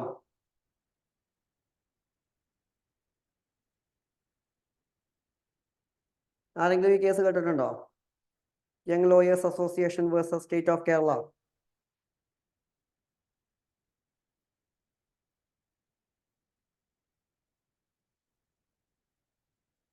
യെസ്, ഈ young lawyers association versus state of Kerala എന്ന് പറയുന്നത് നമ്മുടെ ശബരിമല കേസാണ്. എന്താണ്, ശബരിമല കേസാണ്. ഓക്കെ, എന്താ ഈ ശബരിമല കേസ് എന്ന് പറഞ്ഞു കഴിഞ്ഞാൽ നമുക്കറിയാം, സ്ത്രീകൾക്ക് ശബരിമലയിൽ കയറാനുള്ള അനുവാദമുണ്ടോ എന്നുള്ളതാണ്. ഓക്കെ, അതായത് ഞാൻ സിമ്പിളായിട്ട് ഇവിടെ പറയാൻ ഉദ്ദേശിക്കുന്നത്, എങ്ങനെ മതത്തിന്റെ കാര്യത്തിൽ നമ്മുടെ ജുഡീഷ്യറി ഇടപെടുന്നു, എന്തുകൊണ്ട് യൂണിഫോം സിവിൽ കോഡ് വേണം എന്നുള്ളത് ഞാൻ ജസ്റ്റ് പറയാൻ മാത്രമാണ്.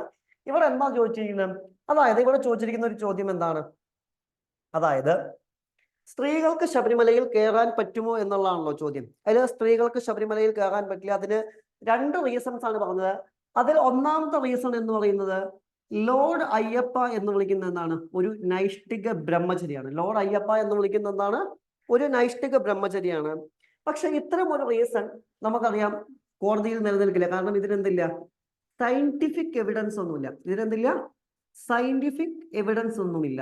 ഓക്കെ, അതുപോലെ തന്നെ മറ്റ് പല പുസ്തകങ്ങളിലും അയ്യപ്പൻ കല്യാണം കഴിച്ചിരിക്കുന്നതായിട്ട് പറയുന്നുണ്ട്, ഹിന്ദുവിന്റെ ബുക്കിൽ തന്നെ. അപ്പൊ ചോദിക്കുന്ന ഒരു ചോദ്യം എന്ന് പറയുന്നത്, അയ്യപ്പൻ കല്യാണം കഴിച്ചതായി പറയുന്നുണ്ടല്ലോ, അപ്പൊ പറയുന്നുണ്ട് അതിൽ ഹിന്ദു കമ്മ്യൂണിറ്റി പറയുന്ന ഒരു കാര്യം എന്ന് പറയുന്ന, അയ്യപ്പനും ശാസ്താവും എന്താണ്, രണ്ടും രണ്ട് രൂപങ്ങളാണ് എന്നുള്ളതാണ്. ഓക്കെ, പക്ഷെ ഇത്തരം വാദങ്ങളൊന്നും നമുക്കറിയാം എവിടെ നിലനിൽക്കില്ല, ഇപ്പോൾ നമ്മുടെ ഫോർ എക്സാമ്പിൾ കോടതിയിൽ നിലനിൽക്കില്ല. Okay, reason number 1. രണ്ടാമത്തെ റീസൺ എന്ന് പറയുന്നത് എന്താണെന്ന് ചോദിച്ചു കഴിഞ്ഞാൽ, സ്ത്രീകൾക്ക് 41 ദിവസത്തെ വ്രതം പൂർത്തിയാക്കാൻ സാധിക്കില്ല. അതുകൊണ്ട് എന്താണ്, 10 വയസ്സ് മുതൽ 50 വയസ്സ് വരെയുള്ള സ്ത്രീകൾക്ക് എന്തില്ല, പ്രവേശനമില്ല. ഇതാണ് നിയമം.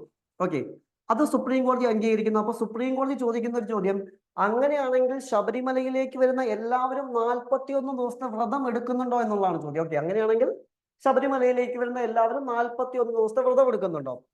നമുക്കറിയാം എല്ലാവരും എന്ത് ചെയ്യുന്നില്ല, ആ വ്രതം ഒന്നും എടുക്കുന്നില്ല. അപ്പൊ കോടതി പറയുന്ന ഒരു കാര്യം എന്താണ്, അങ്ങനെയാണെങ്കിൽ സ്ത്രീകളെ ശബരിമലയിലേക്ക് കയറ്റാതിരുന്നാൽ സ്ത്രീകളുടെ ആർട്ടിക്കിൾ 14 ലംഘിക്കും.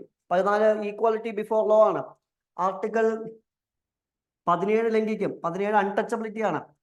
19 എന്ന് പറഞ്ഞാൽ നമുക്കറിയാം ഇന്ത്യയിൽ എവിടെയും സഞ്ചരിക്കാനുള്ള സ്വാതന്ത്ര്യമാണ്. Article 19 clause 1 clause T. Sabarimala നിൽക്കുന്നത് ഇന്ത്യൻ ഫോറസ്റ്റ് ഡിപ്പാർട്ട്മെന്റിന്റെ അണ്ടറിലാണ്. 19 ലംഘിക്കും. 21 ലംഘിക്കും. ആത്മാഭിമാനത്തോടെ ജീവിക്കാനുള്ള അവകാശമാണ്. 25 ലംഘിക്കും. ഇഷ്ടപ്പെട്ട മതത്തിൽ വിശ്വസിക്കാനുള്ള അവകാശമാണ്, അല്ലെ? അപ്പൊ ഇത്രയും കാര്യങ്ങളൊക്കെ എന്ത് ചെയ്യും, ലംഘിക്കും. ഇതിൽ 14, 19, 21 എന്ന് വിളിക്കുന്ന ഗോൾഡൻ ട്രയാങ്കിൾ ആണ്. ഓക്കെ, ഒരു കാരണവശാലും അത് ലംഘിക്കാൻ പാടില്ല. സ്ത്രീകൾക്ക് ശബരിമലയിലേക്ക് കയറാം. ഓക്കെ, അപ്പൊ ഇവിടെ എന്താണ്, പലപ്പോഴും ഇവിടെ കേറ്റാത്തതിനുള്ള റീസൺ, വുമൻസിനെ കേറ്റാത്തതിനുള്ള റീസൺ ആയിട്ട് പറയുന്നത് എന്താണ്, റിലീജിയസ് ലോസ് ആണ്. ഓക്കെ, റിലീജിയസ് ലോസ് ആണ്. ആ റിലീജിയസ് ലോസ് എന്ത് ചെയ്യും, ഒരു പരിധി വരെ ഇല്ലാതെ ആവും എന്നുള്ളതാണ് ഏതിന്റെ പ്രത്യേകത, യൂണിഫോം സിവിൽ കോഡിന്റെ പ്രത്യേകത. ക്ലിയർ? എന്താണ് യങ് ലോയേഴ്സ് അസോസിയേഷൻ കേസ് എന്ന് മനസ്സിലായോ?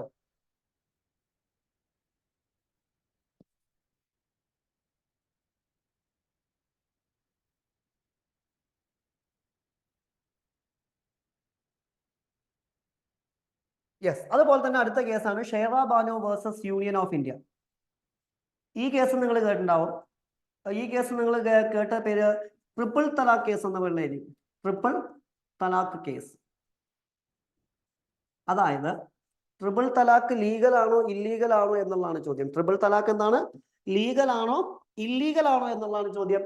അതിലും സുപ്രീം കോടതി പറയുന്നുണ്ട്, ട്രിപ്പിൾ തലാഖ് ലീഗലാക്കി വെച്ച് കഴിഞ്ഞാൽ സ്ത്രീകളുടെ 14 ലംഘിക്കും, ഈക്വാലിറ്റി ലംഘിക്കും. 15 ലംഘിക്കും, സെക്സിന്റെ അടിസ്ഥാനത്തിൽ ഡിസ്ക്രിമിനേഷൻ ആണ്. 19 അഭിപ്രായ സ്വാതന്ത്ര്യം ലംഘിക്കും. 21 ലംഘിക്കും. 25 ലംഘിക്കും. 26 ലംഘിക്കും. ഇങ്ങനെ പല മൗലികാവകാശങ്ങളും ലംഘിക്കും. അപ്പോ ഇത്തരം കാര്യങ്ങൾ, ഈ ട്രിപ്പിൾ തലാഖ് നമ്മൾ നോക്കണം, എവിടെ നിന്നാണോ ഇസ്ലാം കമ്മ്യൂണിറ്റി, മുസ്ലിം കമ്മ്യൂണിറ്റി ഉണ്ടായത്, അത്തരം രാജ്യങ്ങളിലൊന്നും ഇന്ന് ട്രിപ്പിൾ തലാഖ് ഇല്ല. അവർ ഓൾറെഡി ബാൻ ചെയ്തു. പക്ഷെ ഇന്ത്യയിൽ ഇപ്പോഴും എന്ത് ചെയ്യുന്നുണ്ട്, ഈ വോട്ട് ബാങ്ക് പൊളിറ്റിക്സിന് വേണ്ടിയിട്ട് ഇത്തരം നിയമങ്ങൾ നമ്മൾ ഇപ്പോഴും ഫോളോ ചെയ്യുന്നുണ്ട് എന്നുള്ളതാണ്. ക്ലിയർ? അപ്പൊ ഇത്തരം വോട്ട് ബാങ്ക് പൊളിറ്റിക്സിന് വേണ്ടിയിട്ടുള്ള ഇത്തരം നിയമങ്ങൾ ഇപ്പോഴും റിലീജനിൽ നിൽക്കുന്നത് കൊണ്ട് തന്നെ അത്തരം നിയമങ്ങൾ ഇല്ലാതാക്കാൻ ഏത് സഹായിക്കും എന്നാണ് പറയുന്നത്, യൂണിഫോം സിവിൽ കോഡ് സഹായിക്കും എന്നാണ് പറയുന്നത്. ക്ലിയർ? ഓക്കെ, അതാണ് ഒരു മോഡേൺ പ്രോഗ്രസീവ് നാഷൻ എന്നുകൊണ്ട് നമ്മൾ ഉദ്ദേശിക്കുന്നത്. അതുപോലെ തന്നെ more rights to the woman, അതായത് എന്ത് ചെയ്യും, സ്ത്രീകൾക്ക് കൂടുതൽ അവകാശങ്ങൾ കിട്ടും, അല്ലെ? ഇപ്പോഴും ഒന്നല്ലെങ്കിൽ മറ്റൊരു രീതിയിൽ ഡിസ്ക്രിമിനേഷൻ നടക്കുന്നുണ്ട്. ഇപ്പൊ നമുക്കറിയാം 1961 വന്നൊരു നിയമമാണ്, നിങ്ങൾ കേട്ടാവും, dowry prohibition act. Dowry prohibition act, അതായത് സ്ത്രീധന നിരോധന നിയമമാണ് ഈ ഡൗറി പ്രൊഹിബിഷൻ ആക്ട് എന്നുകൊണ്ട് ഉദ്ദേശിക്കുന്നത്. പക്ഷെ ശ്രദ്ധിക്കണം, 1961 ഈ നിയമം വന്നിട്ടുണ്ടെങ്കിൽ പോലും കണ്ണടച്ച് ഞാൻ പറയുന്നു, ഇന്ന് നടക്കുന്ന കല്യാണങ്ങളിൽ 75% മുതൽ 85% വരെ കല്യാണങ്ങളിൽ ഡയറക്ട്ലി ഓർ ഇൻഡയറക്ട്ലി ഇന്നും സ്ത്രീധനം കൊടുക്കുന്നുണ്ട്, അല്ലെ? ഇപ്പൊ ഫോർ എക്സാമ്പിൾ ഡൗറി പ്രൊഹിബിഷൻ ആക്ടിൽ എന്തൊക്കെ പറയുന്നുണ്ട്, പെൺകുട്ടിക്ക് കൊടുക്കുന്ന സമ്മാനങ്ങൾ 3 മാസത്തിനകം പെൺകുട്ടിയുടെ പേരിൽ മാറ്റി എഴുതണം എന്ന് പറയുന്നുണ്ട്. ലോൺ എടുത്ത് കല്യാണം നടത്താൻ പാടില്ല എന്ന് പറയുന്നുണ്ട്. അതൊക്കെ സ്ത്രീധനമാണെന്നാണ് പറയുന്നത്. അപ്പൊ ഇപ്പോഴും എന്ത് ചെയ്യുന്നുണ്ട്, ഇത്തരം നിയമങ്ങൾ നമ്മൾ ഇപ്പോഴും കൃത്യമായിട്ട് ഫോളോ ചെയ്യുന്നില്ല. ഈ നിയമം ഉണ്ടോ എന്ന് ചോദിച്ചു കഴിഞ്ഞാൽ 1961 തന്നെ ഇത്തരം ഒരു നിയമം വന്നിട്ട് പോലും നമ്മൾ എന്ത് ചെയ്യുന്നില്ല, അതിനെ ഇപ്പോഴും കൃത്യമായിട്ട് നമ്മൾ ഫോളോ ചെയ്യുന്നില്ല. ഓക്കെ, അത് ഒരു പരിധിവരെ എന്താണ് കുറയ്ക്കാൻ ഏത് സഹായിക്കും, ഇത്തരം യൂണിഫോം സിവിൽ കോഡിന്റെ നിയമങ്ങൾ എന്ത് ചെയ്യും, സഹായിക്കും എന്നാണ് പറയുന്നതായിട്ട് എന്ത് ചെയ്യാൻ പറ്റുക, നമുക്ക് കാണാൻ പറ്റാം. അതുപോലെ തന്നെ all Indians should be treated same, അതായത് പ്യുവർ ഫോം ഓഫ് സെക്യുലറിസം. എന്താണ് പ്യുവർ ഫോം ഓഫ് സെക്യുലറിസം? എന്താണ് പ്യുവർ ഫോം ഓഫ് സെക്യുലറിസം എന്ന് പറഞ്ഞു കഴിഞ്ഞാൽ, ഗവൺമെന്റിന്റെ കണ്ണുകളിൽ എല്ലാ മതങ്ങളും ഒരുപോലെ എന്ന് വിളിക്കുന്ന പേരാണ് പ്യുവർ ഫോം ഓഫ് സെക്യുലറിസം. ആ പ്യുവർ ഫോം ഓഫ് സെക്യുലറിസം എന്ത് ചെയ്യും, സാധ്യമാകും. And it promote real secularism. അതല്ലേ ഞാൻ പറഞ്ഞു, ഇതേ കാര്യം തന്നെ, റിയൽ സെക്യുലറിസം എന്ത് ചെയ്യും, നിലവിൽ വരും എന്നുള്ളതാണ്. അതുപോലെ തന്നെ എന്താണ് പറയുന്നത്, article 25 and 26 guarantee freedom of religion usage is not opposite to secularism. അതായത് എന്താണ്, നിങ്ങൾക്ക് ഇഷ്ടപ്പെട്ട മതത്തിൽ വിശ്വസിക്കേണ്ട എന്നൊന്നുമല്ല യൂണിഫോം സിവിൽ കോഡ് പറയുന്നത്. നിങ്ങൾക്ക് ഏത് മതത്തിൽ വേണമെങ്കിലും നിങ്ങൾക്ക് വിശ്വസിക്കാം. പക്ഷേ നിങ്ങളുടെ മതം മറ്റൊരു വ്യക്തിയുടെ മൗലികാവകാശങ്ങളെ തകർക്കുന്നുണ്ടെങ്കിൽ തീർച്ചയായും എന്ത് ചെയ്യും? അത് ചോദ്യം ചെയ്യപ്പെടുമെന്നാണ് ആര് പറയുന്നത്? യൂണിഫോം സിവിൽ കോഡ് പറയുന്നത്. അതുപോലെ തന്നെ പറയുന്ന അവസാന പോയിന്റ് എന്താണ്? Change has been law of nature. അതായത് എന്താണ്? minority of people should not be allowed to pick and choose the laws they want to be administered under the these personal law were formulated in a specific spot or temporal context and should not stand still in a changed time and context. അതായത് എന്താണ്? ഉദാഹരണമായിട്ട് എന്താണ്? മൈനോറിറ്റീസിന് വേണ്ട നിയമങ്ങളൊക്കെ എടുത്തു മാറ്റും എന്നൊക്കെ പലരും പറയുന്നുണ്ട്. സോ യൂണിഫോം സിവിൽ കോഡ് അത്തരം കാര്യങ്ങളൊന്നുമല്ല ചെയ്യുന്നതായിട്ട് എന്ത് ചെയ്യാൻ പറ്റുക? നമുക്ക് കാണാൻ പറ്റുക. ഞാൻ പറഞ്ഞ ഈ 6 കാര്യങ്ങളിൽ മാത്രമാണ് ആര് വ്യത്യാസം വരുത്തുന്നത്? യൂണിഫോം സിവിൽ കോഡ് വ്യത്യാസം വരുത്തുന്നതായിട്ട് എന്ത് ചെയ്യാൻ പറ്റുക? നമുക്ക് കാണാൻ സാധിക്കാം. ക്ലിയർ ആണോ?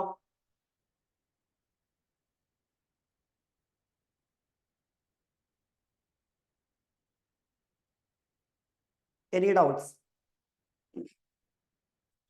എന്താണ് ഇന്ത്യൻ കോൺസ്റ്റിറ്റ്യൂഷനിൽ പറയുന്നത്? ഇന്ത്യൻ കോൺസ്റ്റിറ്റ്യൂഷന്റെ പാർട്ട് 4 നമുക്കറിയാം ഏതാണ്? DPSP ആണല്ലേ, directive principles of state policy ആണ്. ഡയറക്റ്റീവ് പ്രിൻസിപ്പിൾസ് ഓഫ് സ്റ്റേറ്റ് പോളിസിയിൽ ആർട്ടിക്കിൾ 44 വളരെ കൃത്യമായിട്ട് പറയുന്നത് എന്താണ്? The state shall endeavour to secure citizen a uniform civil code throughout the territory of India. അതായത് ഇന്ത്യക്ക് എന്താ ആവശ്യമാണ് എന്നാണ് പറയുന്നത്? യൂണിഫോം സിവിൽ കോഡ് എന്താണ്? ആവശ്യമാണ് എന്നാണ് പറയുന്നത്. കൂടാതെ എന്തും കൂടിയും പറയുന്നുണ്ട്, Article 37 of the Constitution itself make clear that directive principles shall not be enforced by any court. പക്ഷെ നമുക്കറിയാം ഇതൊരു കോടതിയിൽ നമുക്ക് എന്ത് ചെയ്യാൻ പറ്റില്ല, ചോദ്യം ചെയ്യാൻ പറ്റില്ല. വളരെ സമയം എടുത്തുകൊണ്ട് മാത്രം നടപ്പിലാക്കേണ്ട കാര്യങ്ങളാണ് ഇതിൽ പറയുന്നത്, DPSP-യിൽ പറയുന്നത്. അതുകൊണ്ടാണ് പലപ്പോഴും എന്ത് ചെയ്യുന്നുണ്ട്, ഇത്തരം നിയമങ്ങൾ വരാൻ അല്ലെങ്കിൽ യൂണിഫോം സിവിൽ കോഡ് പോലുള്ള നിയമങ്ങൾ വരാൻ ലേറ്റ് ആവുന്നതായിട്ട് എന്ത് ചെയ്യാൻ പറ്റുക? നമുക്ക് കാണാൻ സാധിക്കുക എന്നുള്ളതാണ്. ക്ലിയർ? അതാണ് പറയുന്നതായിട്ട് എന്ത് ചെയ്യാൻ പറ്റുക? നമുക്ക് കാണാൻ സാധിക്കാം. And Article 162 of the Indian Constitution indicate that the executive power of the state extend to matters with respect to which of legislation of state has to power to make laws. In view of the provision entry 5 of the concurrent list of the 7th schedule, the constitution of the committee to introduce implement uniform civil code as per cannot be challenged as ultra virus. അതായത് എന്താണ് ultra virus എന്ന് വെച്ച് കഴിഞ്ഞാൽ Indian ഭരണഘടനയ്ക്ക് അതീതമായിട്ട് നിയമങ്ങൾ ഉണ്ടാക്കുക. അതായത് Indian കോൺസ്റ്റിറ്റ്യൂഷന് മുകളിൽ നിയമങ്ങൾ ഉണ്ടാക്കുന്നതിനെ നമ്മൾ വിളിക്കുന്ന പേരാണ് ഇത് അൾട്രാ വൈറസ് എന്ന് പറയുന്നത്. ഇവിടെ പറയുന്നത് എന്താണ്? Concurrent list. ഇന്ത്യൻ കോൺസ്റ്റിറ്റ്യൂഷന് 7th ഷെഡ്യൂളിൽ വരുന്ന കൺകറന്റ് ലിസ്റ്റ്. എന്താണ് 7th ഷെഡ്യൂളിൽ വരുന്ന കൺകറന്റ് ലിസ്റ്റ് എന്ന് പറഞ്ഞു കഴിഞ്ഞാൽ, ഫോർ എക്സാമ്പിൾ നമുക്കറിയാം നമ്മൾ നിയമങ്ങളെ പല രീതിയിൽ തരംതിരിക്കുന്നുണ്ട്. യൂണിയൻ ലിസ്റ്റ് ഉണ്ട്, സ്റ്റേറ്റ് ലിസ്റ്റ് ഉണ്ട്, കൺകറന്റ് ലിസ്റ്റ് ഉണ്ട്. കൺകറന്റ് ലിസ്റ്റ് എന്ന് പറഞ്ഞു കഴിഞ്ഞാൽ എന്താണ്? പാർലമെന്റിനും അതുപോലെ തന്നെ എന്താണ് സ്റ്റേറ്റിനും എന്ത് ചെയ്യാൻ പറ്റും? ഒരുപോലെ നിയമങ്ങൾ ഉണ്ടാക്കാൻ പറ്റുന്ന മേഖലയാണ് കൺകറന്റ് ലിസ്റ്റ്. അതിൽ വേണമെങ്കിൽ സ്റ്റേറ്റിന് എന്ത് ചെയ്യാം? യൂണിഫോം സിവിൽ കോഡ് ഉണ്ടാക്കാം. അതൊരിക്കലും ഏതിനെ തകർക്കില്ല? ഇന്ത്യൻ ഭരണഘടനയെ തകർക്കില്ല എന്നും ഏതിൽ പറയുന്നുണ്ട്? ഇന്ത്യൻ കോൺസ്റ്റിറ്റ്യൂഷൻ ആർട്ടിക്കിൾ 162 പറയുന്നതായിട്ട് എന്ത് ചെയ്യാൻ പറ്റും? നമുക്ക് കാണാൻ സാധിക്കും എന്നുള്ളതാണ്.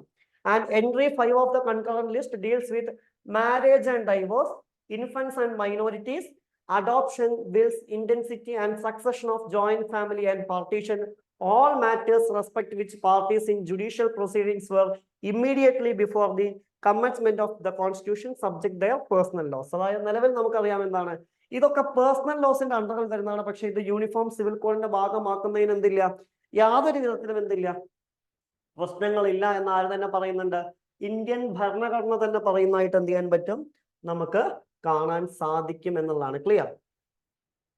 ഇനി എന്താണ് ഉത്തരാഖണ്ഡ് യൂണിഫോം സിവിൽ കോഡിന്റെ കീ ഹൈലൈറ്റ്സ് എന്ന് ചോദിച്ചു കഴിഞ്ഞാൽ, ഓക്കെ, അവർ എന്തൊക്കെ ആശയങ്ങളാണ് മുന്നോട്ട് വെച്ചിരിക്കുന്നത് എന്ന് ചോദിച്ചു കഴിഞ്ഞാൽ, the uniform civil code aims to replace distinct personal laws every religion, focusing on marriage and divorce, adoption, inheritance. 3 കാര്യങ്ങൾ. നേരത്തെ പറഞ്ഞ 6 കാര്യങ്ങൾ ഞാൻ 6 സ്പ്ലിറ്റ് ചെയ്ത് പറഞ്ഞു എന്നേ ഉള്ളൂ.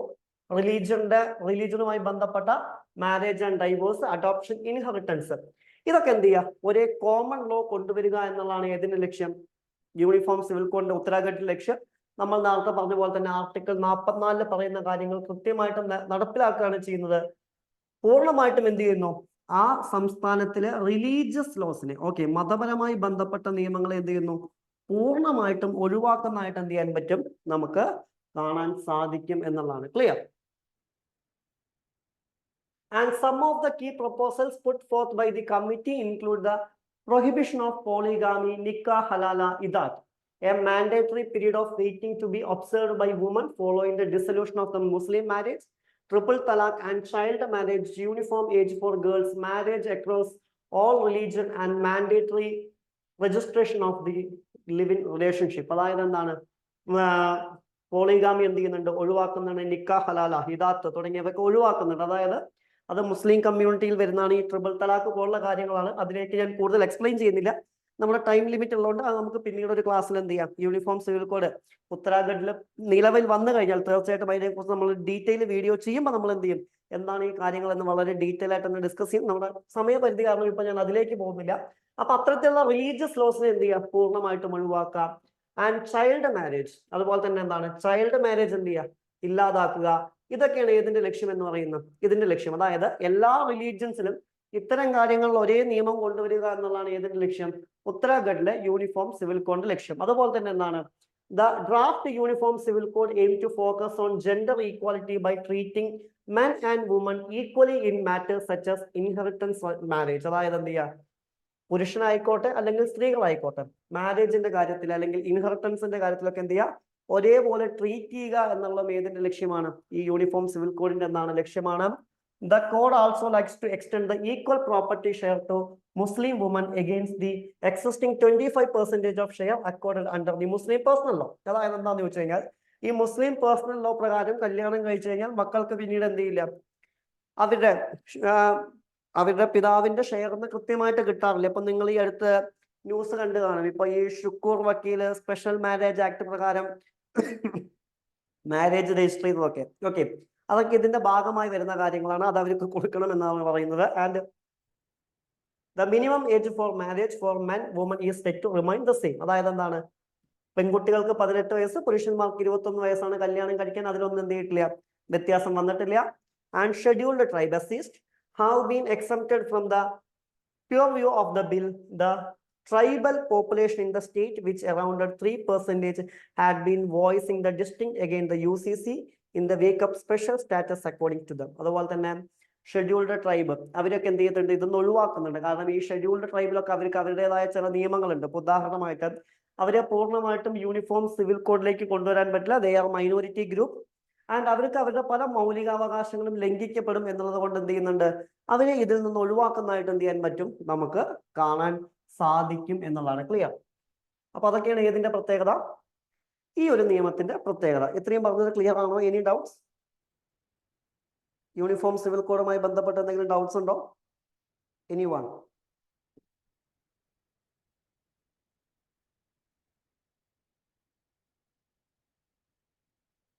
ക്ലിയർ ആണോ?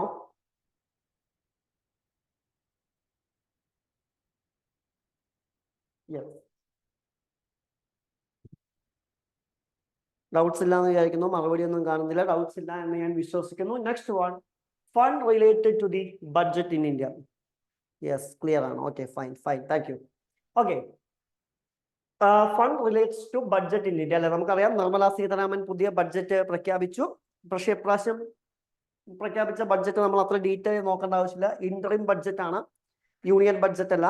ഇന്ററിം ബഡ്ജറ്റും യൂണിയൻ ബഡ്ജറ്റും തമ്മിലുള്ള ഡിഫറൻസ് എന്താണ് ഓൾറെഡി നമ്മളൊരു വീഡിയോ എന്ത് ചെയ്തിട്ടുണ്ട്, നമ്മുടെ ക്യൂബിറ്റിന്റെ യൂട്യൂബ് ചാനലിൽ അപ്ലോഡ് ചെയ്തിട്ടുണ്ട്.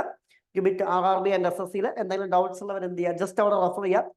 ഓക്കെ, നെക്സ്റ്റ് വൺ, ഇതെന്താണ് ന്യൂസിൽ വരാൻ കാരണം? Recent the interim budget 2024-25 was tabled in the parliament. It envisions Viksit Bharat by 2014 with all round, all preserve and all inclusive development. Okay, അതാണ് ബഡ്ജറ്റുമായി ബന്ധപ്പെട്ട എന്താണ്, ഫണ്ടുകളുമായി ബന്ധപ്പെട്ട ന്യൂസ് വരാൻ കാരണം. ഇതിൽ നമുക്ക് പ്രധാനമായിട്ടും 3 ഫണ്ടാണ് നോക്കാനുള്ളത്. ഇന്ത്യൻ കോൺസ്റ്റിറ്റ്യൂഷൻ ആർട്ടിക്കിൾ 226 ക്ലോസ് 1 പറയുന്ന consolidated fund of India, 266 close 2 പറയുന്ന എന്താണ്, public accounts of India, and അതുപോലെ തന്നെ എന്താണ് 267 ക്ലോസ് 1 പറയുന്ന contingency fund of India. Okay, ശ്രദ്ധിക്കുക, ഈ കണ്ടിൻജൻസി ഫണ്ട് ഓഫ് ഇന്ത്യ നിലവിൽ വരുന്ന 1950-ലാണ്. ഓക്കെ, നമുക്കിത് നോക്കി വായിക്കുന്നതിനേക്കാളും നല്ല ഞാൻ ഇതിനെ ജസ്റ്റ് എന്ത് ചെയ്യാം, ഒന്ന് എക്സ്പ്ലെയിൻ ചെയ്യാം. വളരെ പറ്റുന്ന രീതിയിൽ എന്ത് ചെയ്യാം, എക്സ്പ്ലെയിൻ ചെയ്യാം. ജസ്റ്റ് ഒന്ന് ശ്രദ്ധിക്കുക. ഫോർ എക്സാമ്പിൾ, നമുക്ക് 3 ഫണ്ടുകളാണ് പ്രധാനമായിട്ടുള്ളത്. അതിൽ ആദ്യത്തേതാണ് ഇത്, കൺസോളിഡേറ്റഡ് ഫണ്ട് ഓഫ് ഇന്ത്യ. ആദ്യത്തേതാണ് ഇത് കൺസോളിഡേറ്റഡ് ഫണ്ട് ഓഫ് ഇന്ത്യ. ഈ കൺസോളിഡേറ്റഡ് ഫണ്ട് ഓഫ് ഇന്ത്യ എന്ന് പറയുന്നത് ഇന്ത്യൻ പാർലമെന്റിന്റെ അണ്ടറിൽ വരുന്ന ഫണ്ടാണ്. ഓക്കെ, ഈ കൺസോളിഡേറ്റഡ് ഫണ്ട് ഓഫ് ഇന്ത്യ ആരുടെ അണ്ടറിലാണ് വരുന്നത് വെച്ച് കഴിഞ്ഞാൽ ഇന്ത്യൻ പാർലമെന്റിന്റെ അണ്ടറിൽ വരുന്ന ഫണ്ടാണ് ഇത് ഈ കൺസോളിഡേറ്റഡ് ഫണ്ട് ഓഫ് ഇന്ത്യ. ഈ കൺസോളിഡേറ്റഡ് ഫണ്ട് ഓഫ് ഇന്ത്യയുടെ പ്രത്യേകത എന്താണെന്ന് വെച്ച് കഴിഞ്ഞാൽ ഗവൺമെന്റിന്റെ എല്ലാ വരവുകളും അതുപോലെ തന്നെ എല്ലാ ചെലവുകളും എവിടെ നിന്നായിരിക്കും? കൺസോളിഡേറ്റഡ് ഫണ്ട് ഓഫ് ഇന്ത്യ എന്നായിരിക്കും. ഇനി രണ്ടാമത്തെ ഫണ്ടാണ് ഏത് എന്ന് വിളിക്കുന്നത്? Contingency fund of India. രണ്ടാമത്തെ ഫണ്ടാണ് ഏത്? Contingency fund of India. ഈ കണ്ടിൻജൻസി ഫണ്ട് ഓഫ് ഇന്ത്യ എന്ന് പറയുന്നത് പ്രസിഡന്റ് ഓഫ് ഇന്ത്യയുടെ അണ്ടറിൽ വരുന്ന ഫണ്ടാണ് ഏതെന്ന് വിളിക്കുന്നത്? കണ്ടിൻജൻസി ഫണ്ട് എന്നുള്ള പേരിൽ എന്ത് ചെയ്യുന്നത് അറിയപ്പെടുന്നതായിട്ട് എന്ത് ചെയ്യാൻ പറ്റുക? നമുക്ക് കാണാൻ പറ്റും. എന്തെങ്കിലും എമർജൻസിക്ക് പണത്തിന്റെ ആവശ്യം വരുമ്പോൾ നമ്മൾ എടുക്കുന്ന ഫണ്ടാണ് ഏത്? ഈ കണ്ടിൻജൻസി ഫണ്ട്. നിലവിൽ 500 കോടി രൂപയാണ് ഇതിലുള്ളത്, ഈ കണ്ടിൻജൻസി ഫണ്ടിൽ ഉള്ളത്. ഓക്കെ, നെക്സ്റ്റ് വണ്ണാണ് ഇത് public accounts of India. Next വണ്ണാണ് പബ്ലിക് അക്കൗണ്ട്സ് ഓഫ് ഇന്ത്യ എന്ന് വിളിക്കുന്നത്. ഓക്കെ, ഇത് വിവിധ ഡിപ്പാർട്ട്മെന്റിന്റെയോ അല്ലെങ്കിൽ മിനിസ്ട്രീസിന്റെയോ അണ്ടറിൽ വരുന്ന ബാങ്ക് അക്കൗണ്ട് ആണ്. ഓക്കെ, വിവിധ ഡിപ്പാർട്ട്മെന്റുകളുടെയും അതുപോലെ തന്നെ മിനിസ്ട്രീസിന്റെയും അണ്ടറിൽ വരുന്ന ബാങ്ക് അക്കൗണ്ട് ആണ് ഏതെന്ന് വിളിക്കുന്നത്? പബ്ലിക് അക്കൗണ്ട്സ് ഓഫ് ഇന്ത്യ എന്നുള്ള പേരിൽ എന്ത് ചെയ്യുന്നത് അറിയപ്പെടുന്നു. ഇനി ഇവരുടെ പ്രധാനപ്പെട്ട ലക്ഷ്യം എന്താണെന്ന് ചോദിച്ചു കഴിഞ്ഞാൽ ഞാൻ പറഞ്ഞു ഈ കൺസോളിഡേറ്റഡ് ഫണ്ട് ഓഫ് ഇന്ത്യയിൽ നിന്ന് പൈസ വിഡ്രോ ചെയ്യണമെങ്കിൽ ആരുടെ സമ്മതം വേണം? പാർലമെന്റിന്റെ സമ്മതം വേണം. പക്ഷേ ഡിപ്പാർട്ട്മെന്റിന്റെയും മിനിസ്ട്രീസിനും സമ്മതമില്ലാതെ തന്നെ അല്ലെങ്കിൽ ഡിപ്പാർട്ട്മെന്റിനും മിനിസ്ട്രീസിനും പാർലമെന്റിന്റെ സമ്മതമില്ലാതെ തന്നെ പബ്ലിക് അക്കൗണ്ട്സിന് പൈസ വിഡ്രോ ചെയ്യാം. ഇപ്പൊ ഫോർ എക്സാമ്പിൾ നിർമ്മല സീതാരാമൻ 2023 വർഷത്തെ നിർമ്മല സീതാരാമൻ എന്ത് ചെയ്യുന്നു? 2023 2024 വർഷത്തെ ബഡ്ജറ്റ് പാസ്സാക്കി വയ്ക്കുക. ഫോർ എക്സാമ്പിൾ ആണ് ഞാൻ പറയുന്നത്. ഈ ബഡ്ജറ്റ് പാസ്സാക്കുന്ന സമയത്ത് പല ഡിപ്പാർട്ട്മെന്റുകൾക്കും ഒരുപാട് പൈസ കൊടുക്കുന്നു. ഇതിൽ ഒരു 1000 കോടി രൂപയാണ് റെയിൽവേക്ക് കൊടുത്തെന്ന് വയ്ക്കാം. ഒരു 1000 കോടി രൂപ ആർക്ക് കൊടുക്കുന്നു? റെയിൽവേക്ക് കൊടുക്കുന്നു.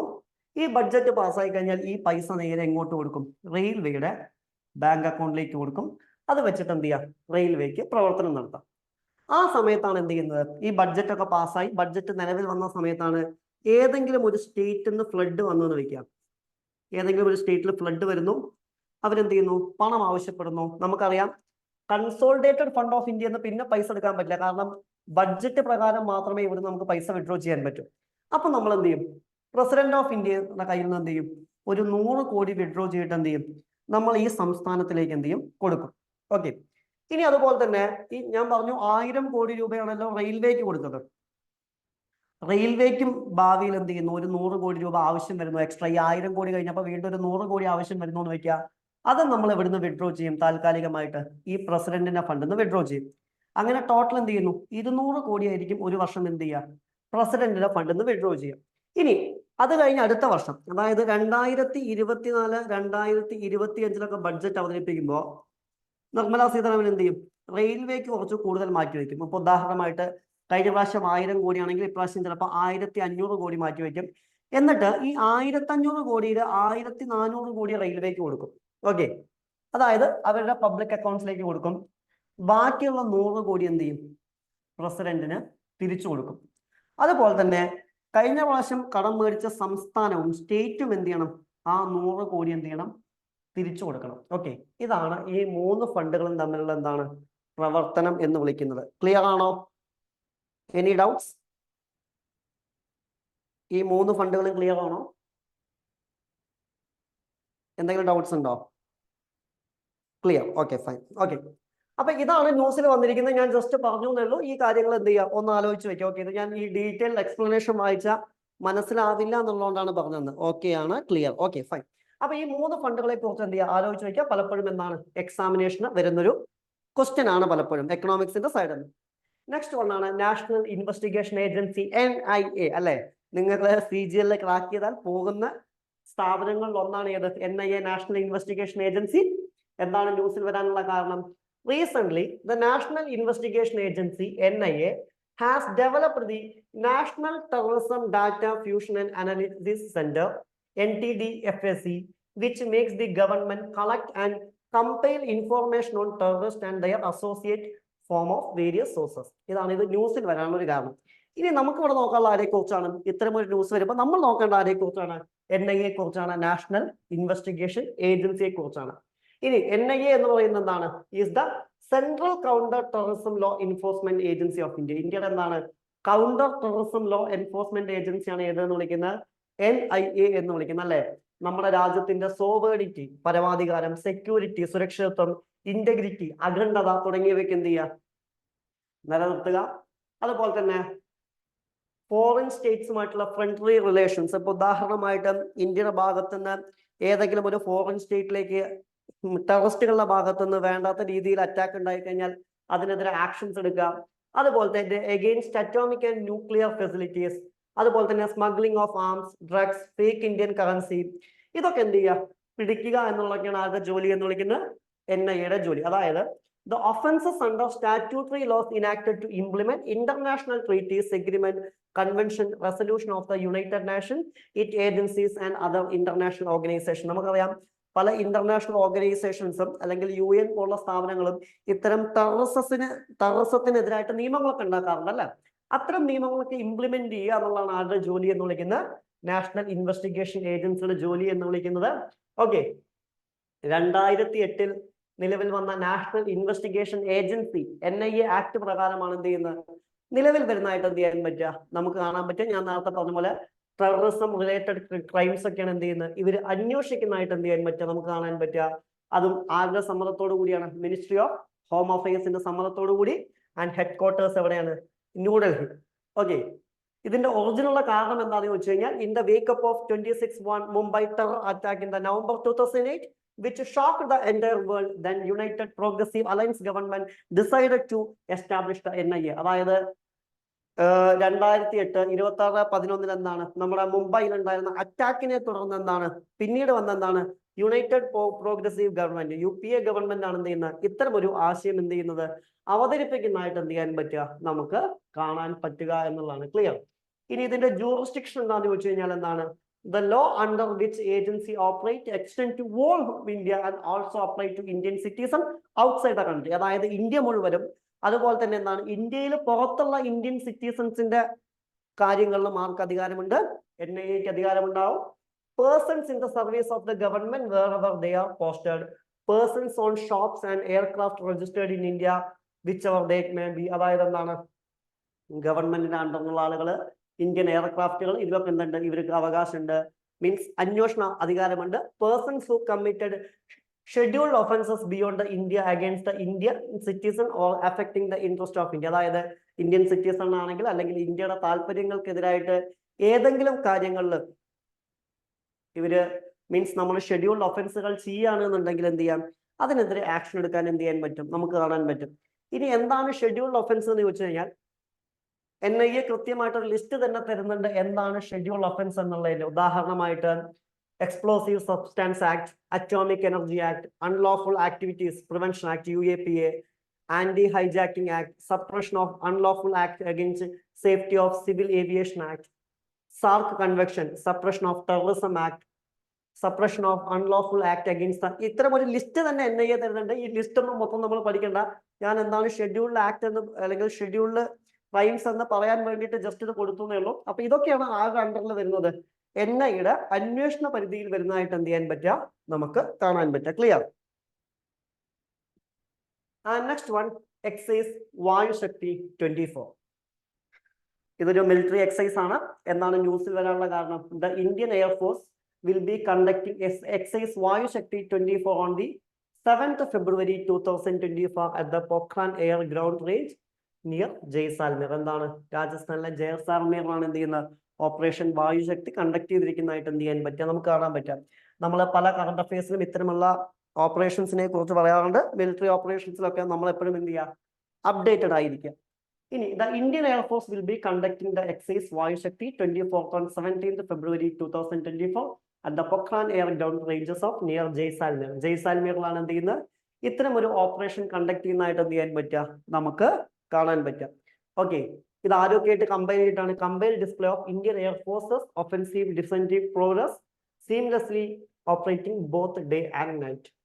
And additionally, the exercise will be highlight collaborative Manusri with the Indian Army showcasing their joint operation capabilities. അതായത് അവരുടെ joint operation capabilities കാണിക്കുക എന്നുള്ളതായിരുന്നു ഏതിന്റെ ലക്ഷ്യം? ഓപ്പറേഷൻ വായുശക്തിയുടെ ലക്ഷ്യം എന്ന് വിളിക്കുന്ന. This year 121 aircraft including Tejas, Paranchand, Dhruv, Rafale, MiG-2000, Sukhoi 30, MKI, Jagu, Hawk, C-130J, Chinook, Apache and MI-17 തുടങ്ങിയവയൊക്കെ ഇതിന്റെ ഭാഗമായിരുന്നു. ഈ ഓപ്പറേഷൻ വായുശക്തിയുടെ എന്തായിരുന്നു? ഭാഗമായിരുന്നു. ഓക്കെ, ഇത് മൊത്തം നിങ്ങൾ ആലോചിച്ച് വെക്കേണ്ട എന്താണ് ഓപ്പറേഷൻ വായുശക്തി. അപ്പൊ ഇവിടുന്ന് നിങ്ങൾ പ്രധാനമായിട്ടും നോക്കേണ്ട കാര്യം ഇന്ത്യൻ മിലിറ്ററി ഇടപെടുന്ന ഓപ്പറേഷൻസ് ആണ് എന്ത് ചെയ്യേണ്ടത്? നോക്കേണ്ടത്. ആൻഡ് കളരിപ്പയറ്റു ശ്രദ്ധിക്കുക, കഴിഞ്ഞ ആഴ്ചത്തെ കറണ്ട് അഫെയറിലും വന്ന ന്യൂസ് ആണ് Kalaripayattu and the same again. അതാണ് ഞാൻ വീട്ടിൽ കൊടുക്കാൻ കാരണം എന്താണെന്ന് വെച്ച് കഴിഞ്ഞാൽ that is most very very important. കളരിപ്പയറ്റിനെ കുറിച്ച് നമ്മൾ അധികം ഡിസ്കസ് ചെയ്യുന്നില്ല, കാരണം കഴിഞ്ഞ വീക്കിലെ കറണ്ട് അഫെയർസിൽ നമ്മൾ ഡിസ്കസ് ചെയ്ത ഒരു കാര്യമാണ് ഈ Kalaripayattu. Haryana youth made significant stripes in the embracing Kalaripayattu securing the position just after Kerala and the Khelo India youth games 2023. അതായത് എന്താണ്? ഏറ്റവും സിമ്പിളായി പറയുകയാണെന്നുണ്ടെങ്കിൽ എന്താണ്? ഖേലോ ഇന്ത്യ യൂത്ത് ഗെയിംസിന്റെ ഭാഗമായിട്ടാണ് എന്ത് ചെയ്യുന്നത്? കളരിപ്പയറ്റ് എന്ത് ചെയ്യുന്നുണ്ട്? ഇപ്രാവശ്യം കറണ്ട് അഫെയറിൽ വന്നിരിക്കുന്നത് അല്ലെ. കഴിഞ്ഞ ആഴ്ച നമ്മൾ എന്ത് ചെയ്തിരുന്നു?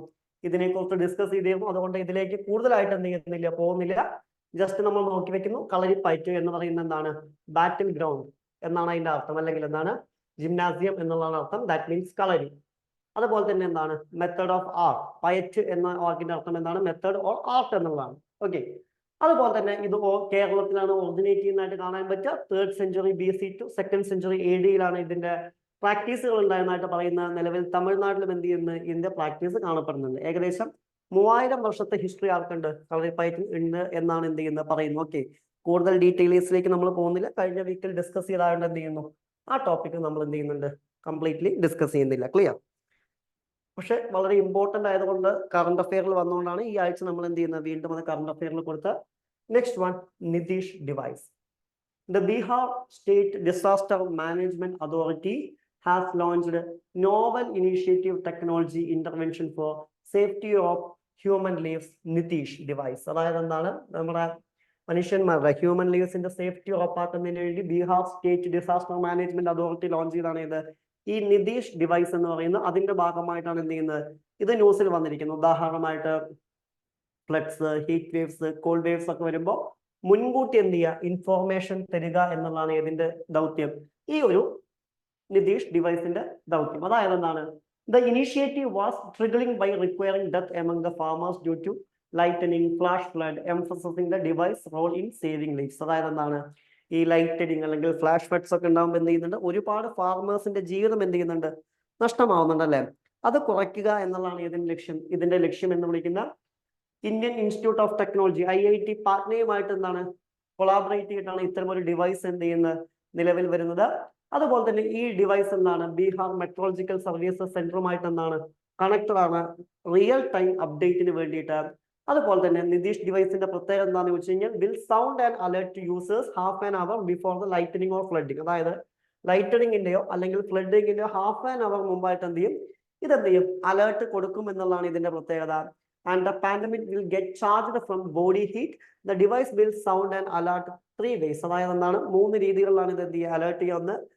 It will send voice messages. ഒന്ന് എന്ത് ചെയ്യും? വോയിസ് മെസ്സേജസ് കൊടുക്കും. It will colour will change from green to red. അതുപോലെ തന്നെ എന്താണ്? ഇതിന്റെ കളർ എന്ത് ചെയ്യും? ഗ്രീൻ റെഡിലേക്ക് മാറും. And device will keep warming till user switches it off. അതുപോലെ തന്നെ സ്വിച്ച് ഓഫ് ചെയ്യുന്നവരെ ഇത് എന്ത് ചെയ്യും? സൗണ്ട് പുറപ്പെടുവിച്ചു കൊണ്ടിരിക്കുന്നതാണ്. അപ്പൊ എന്താണ്? ഫാർമേഴ്സിനെ രക്ഷിക്കുക എന്നുള്ള ഉദ്ദേശത്തോടു കൂടിയാണ് എന്ത് ചെയ്യുന്നത്? ഇത്തരം ഒരു ഡിവൈസ് കൊണ്ടുവരുന്നതായിട്ട് കാണാൻ പറ്റും. ഇതാണ് അതിന്റെ ഫോട്ടോ എന്ന് വിളിക്കുന്നത്. ഓക്കെ, അപ്പൊ ഇത് മൊത്തം നിങ്ങൾ നോക്കി വെക്കേണ്ട. ഏത് മിനിസ്ട്രിയാണ് അല്ലെങ്കിൽ ഏത് ഗവൺമെന്റ് ആണ് കൊണ്ടുവന്നത് എന്നുള്ള കാര്യം എന്ത് ചെയ്യുക? ആലോചിച്ച് വെക്കുക. നെക്സ്റ്റ് വൺ, ഇതുവരെ പറഞ്ഞതിൽ എന്തെങ്കിലും ഡൗട്ട്സ് ഉണ്ടോ? ഡൗട്ട്സ് ഉണ്ടെങ്കിൽ മെസ്സേജ് ഇടുക. Okay, next one, India's renewable energy target and related government interventions. The International Energy Agency IEA recent Renewable 2023 report paints a complex picture of the renewable energy sector, highlighting the both progress and challenges. അതായത് എന്താണ്? Indian energy sector face ചെയ്യുന്ന progress അതുപോലെ തന്നെ അതിന്റെ challenges എന്ത് ചെയ്തിട്ടുണ്ട് international energy agency പുറത്ത് വിട്ടിട്ടുള്ളതായിട്ട് എന്ത് ചെയ്യാൻ പറ്റും, കാണാൻ പറ്റും. അതിന്റെ ബേസിലാണ് എന്ത് ചെയ്തിരിക്കുന്നത് ഈ ഒരു കറണ്ട് അഫയർ വന്നിരിക്കുന്നത്. ഓക്കെ, ഇനി നമുക്കതിൽ നോക്കാനുള്ള എന്താണ് ഇന്ത്യയുടെ റിന്യൂവബിൾ എനർജി ടാർഗറ്റ്സ് എന്നുള്ളതാണ്. അതിൽ ആദ്യത്തേതാണ് പഞ്ചാമൃത് ഗോൾസ് എന്ന് വിളിക്കുന്നത്. ഓക്കെ, എന്താണ് പഞ്ചാമൃത് ഗോൾസ്? എന്താണ് ഈ പഞ്ചാമൃത് ഗോൾസ് എന്ന് പറയുന്നത്? എന്താണ് ഒന്നാമത് എന്താണ് reaching non fossil fuel energy capacity of 500 GW by 2013. അതായത് 2030 ആകുമ്പോഴേക്ക് എന്ത് ചെയ്യാം 500 GW non fossil fuel energy capacity ഉള്ള ഒരു രാജ്യമായി മാറുക. And fulfilling least half of its energy requirement via renewable energy by 2030. അതുപോലെ തന്നെ 2030 ആകുമ്പോഴേക്കും നമ്മുടെ എനർജി റിക്വയർമെന്റ്സിന്റെ പകുതി എന്ത് ചെയ്യുക റിന്യൂവബിൾ എനർജിയിൽ നിന്നാക്കുക. And reducing CO2 emission by 1 billion tons by 2013. അതുപോലെ തന്നെ എന്താണ് 2030 ആകുമ്പോഴേക്കും എന്ത് ചെയ്യുക നമ്മുടെ CO2 എമിഷൻ 1 ബില്യൺ ടൺസ് ആയിട്ട് എന്ത് ചെയ്യുക കുറയ്ക്കുക. And reducing carbon intensity below 45% by 2013. അതുപോലെ തന്നെ കാർബൺ ഇന്റൻസിറ്റി എന്ത് ചെയ്യുക 45% 2030 ആകുമ്പോഴേക്കും കുറയ്ക്കുക. നെറ്റ് സീറോ എമിഷൻ എന്ത് ചെയ്യുക 2070 ആകുമ്പോഴേക്കും 0% ആക്കുക എന്നുള്ളതൊക്കെയാണ് ഇതിന്റെ ലക്ഷ്യം. In August 2022, India updated National Determined Contribution (NDC), according which the target reducing emissions intensity of GDP has been enhanced to 45% by 2030 from 2005 level. Okay, അപ്പോൾ ഇതൊക്കെയാണ് ഇതിന്റെ പ്രധാനപ്പെട്ട ലക്ഷ്യങ്ങൾ എന്ന് പറയുന്നത്. അപ്പോൾ വേണമെങ്കിൽ ചോദിക്കാം എന്താണ് പഞ്ചാമൃത് സ്ട്രാറ്റജി, അല്ലെങ്കിൽ ഏത് വർഷമാകുമ്പോഴേക്കാണ് ഇന്ത്യ ഇത് ഫുൾഫിൽ ചെയ്യാൻ ഉദ്ദേശിക്കുന്നത് എന്നൊക്കെ എന്ത് ചെയ്യാം ചോദിക്കാം. ഇതുമായി ബന്ധപ്പെട്ട് ഗവൺമെന്റ് കൊണ്ടുവന്ന ഇനീഷ്യേറ്റീവ് ഏതൊക്കെയാണെന്ന് ചോദിച്ചു കഴിഞ്ഞാൽ എന്താണ്? ഒന്ന് പ്രധാനമന്ത്രി കിസാൻ ഊർജ സുരക്ഷ ഇവ ഉത്ഥാൻ മഹനീയം. അതുപോലെ തന്നെ എന്താണ് national solar mission, production linked initiative PLI scheme for high efficiency solar PV modules, off shore wind energy policy, global biofuel alliances, international solar alliance and Suryamitra skill development programme. എന്താണ് ഈ Surya development skill development programme എന്ന് വെച്ച് കഴിഞ്ഞാൽ it aims for skill development among the youth considering the opportunities for employment growing sector solar energy power project in the installation. അതായത് solar energy power പ്രൊജക്ട്സിലുള്ള upcoming ഇയേഴ്സിൽ എന്താണ് opportunities യൂത്തിലേക്ക് എത്തിക്കുകയാണ് ഏതിന്റെ ലക്ഷ്യം, ഇത്തരം ഒരു പ്രൊജക്ടിന്റെ ലക്ഷ്യം. അപ്പൊ ഇത്തരം ഏതൊക്കെ സ്കീമുകളാണ് ഗവൺമെന്റ് കൊണ്ടുവന്നിട്ടുള്ളതെന്നൊക്കെ എന്ത് ചെയ്യാം വേണമെങ്കിൽ എക്സാമിന് ചോദിക്കാം നമ്മൾ. Clear? And next one, first human Neuralink implement. Okay, ഇത് നിങ്ങൾ ന്യൂസിൽ കണ്ടു കാണും. ഇലോൺ മസ്കിന്റെ അല്ലേ ന്യൂസ് എന്ത് ചെയ്തിട്ടുണ്ടാവും, നിങ്ങൾ ഓൾറെഡി എന്ത് ചെയ്തിട്ടുണ്ടാവും കണ്ടു കാണും. അത് തന്നെയാണ് ഇവിടെയും വന്നിരിക്കുന്നത്. Recent Elon Musk made A recent announcement concerning the successful implementation of Neuralink devices in human subject. അതായത് എന്ത് ചെയ്തു ഹ്യൂമൻ ബോഡിയിൽ എന്ത് ചെയ്തിട്ടുണ്ട്, ബ്രെയിനിൽ എന്ത് ചെയ്തിട്ടുണ്ട് ന്യൂറാലിങ്ക് നിലവിൽ സ്ഥാപിച്ചിട്ടുണ്ട്. അതായത് ഈ ന്യൂറാലിങ്ക് വഴി എന്ത് ചെയ്യുക ഹ്യൂമൻ ബ്രെയിനിലെ പ്രവർത്തനങ്ങളെ കൺട്രോൾ ചെയ്യുക, അല്ലെങ്കിൽ അവൻ എന്താണോ ചിന്തിക്കുന്നത് മനസ്സിലാക്കുക. ഇതാണ് ഇതിന്റെ ലക്ഷ്യം.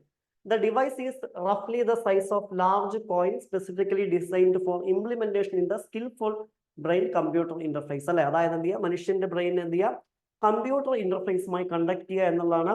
And Neuralink has obtained approval from the US Food and Drug Administration under the Investigational Device Exemption. Okay, ഇതാണ് ഇത് ന്യൂസിൽ വരാനുള്ള ഒരു കാരണം. എലോൺ മസ്കിന്റെ ഏജൻസിയാണ്. സോ ന്യൂസ് ഭയങ്കര ഫേമസ് ആയിരുന്നു, നിങ്ങൾ എന്തിട്ടുണ്ടാവും കണ്ടിട്ടുണ്ടാവും.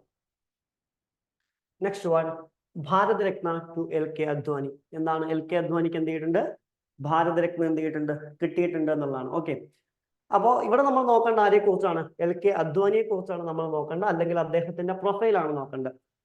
7th deputy prime minister of India.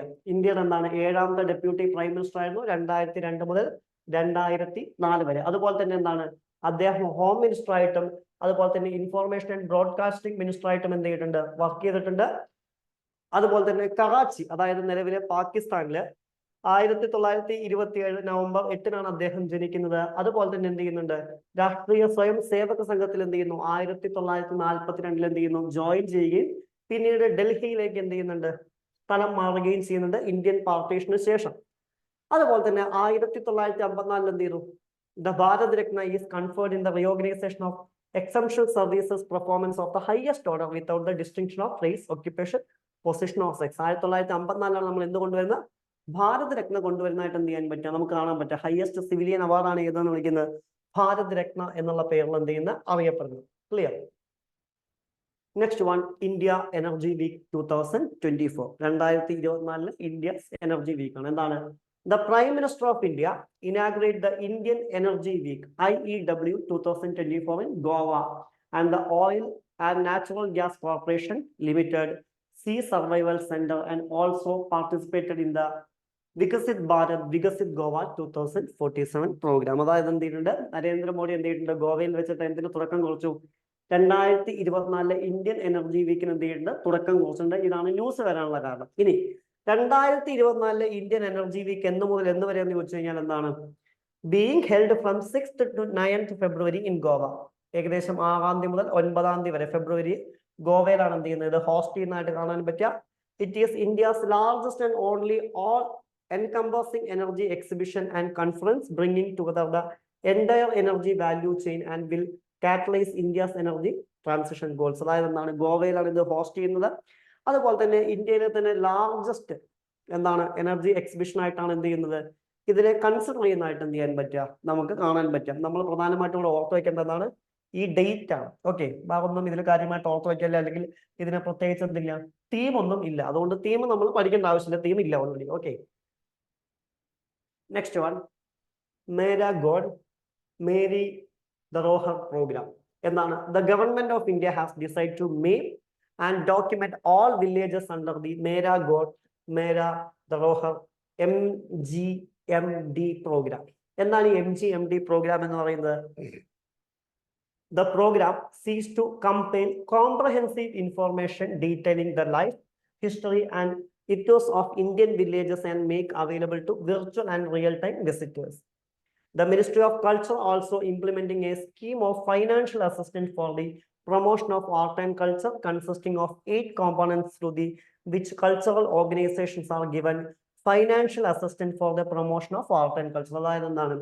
Indian വില്ലേജസിന്റെ എന്താണ് അവരുടെ ലൈഫ് ഹിസ്റ്ററി, അതുപോലെ തന്നെ ബാക്കിയുള്ള കാര്യങ്ങളൊക്കെ എന്ത് ചെയ്യുക? ആളുകളിലേക്ക് വിർച്വലി എത്തിക്കുന്നതിന് വേണ്ടിയിട്ടുള്ള എന്താണ് ഒരു പ്രോഗ്രാമാണിത്. ഇതിനെ സപ്പോർട്ട് ചെയ്യുന്ന ആരാന്ന് വെച്ച് കഴിഞ്ഞാൽ എന്താണ്? മിനിസ്ട്രി ഓഫ് കൾച്ചർ ആണ് ഇതിനെ സപ്പോർട്ട് ചെയ്യുന്നത്. അതിന് വേണ്ടിയിട്ടുള്ള ഫൈനാൻഷ്യൽ അസിസ്റ്റൻസ് ഒക്കെ എന്ത് ചെയ്യുന്നുണ്ട്? മിനിസ്ട്രി ഓഫ് കൾച്ചർ കൊടുക്കുന്നതായിട്ട് കാണാൻ പറ്റും. ഓക്കെ, കൂടുതലൊന്നും ഈ ഡീറ്റെയിൽസ് ഈ പ്രോഗ്രാമിനെ കുറിച്ച് എന്ത് ചെയ്യാനില്ല, നമുക്ക് നോക്കാനില്ല. Next one, the important term fiscal deficit. Okay, എക്കണോമിക്സിന് പലപ്പോഴും വന്നു കാണുന്ന ഒരു ചോദ്യമാണ് ഫിസിക്കൽ ഡെഫിസിറ്റ്. ഈ ആഴ്ചത്തെ തന്നെ ഏറ്റവും കുറച്ച് ടൈറ്റ് ആയ കറണ്ട് അഫയേഴ്സിൽ ഒന്നാണ് ഈ ഫിസിക്കൽ ഡെഫിസിറ്റ്. ഓക്കെ, ഇനി എന്താണ് ഈ ഫിസിക്കൽ ഡെഫിസിറ്റ് ന്യൂസിൽ വരാനുള്ള കാരണം? Since India has farming the fiscal challenges in dealing the national ഡെപ്റ്റ്, the ministry of finance interim budget 2024 and 2025. അതായത് എന്താണ്? ഇന്ററിം ബഡ്ജറ്റിൽ നമ്മുടെ ഫൈനാൻസ് മിനിസ്റ്റർ എന്ത് പറഞ്ഞിട്ടുണ്ട്? ഇന്ത്യയുടെ ഫിസിക്കൽ ഡെഫിസിറ്റ് എന്ത് ചെയ്യണം? 5.1% ആക്കിയിട്ട് കുറയ്ക്കണം. ഏത് വർഷം? 2024-2025.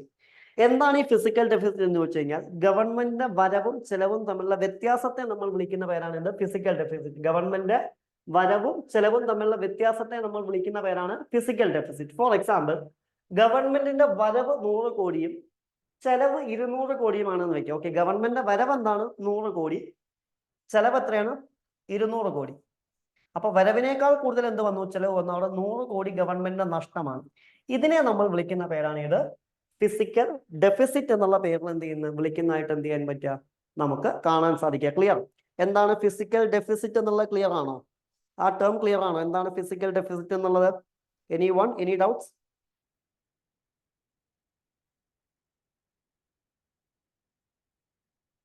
Any doubts?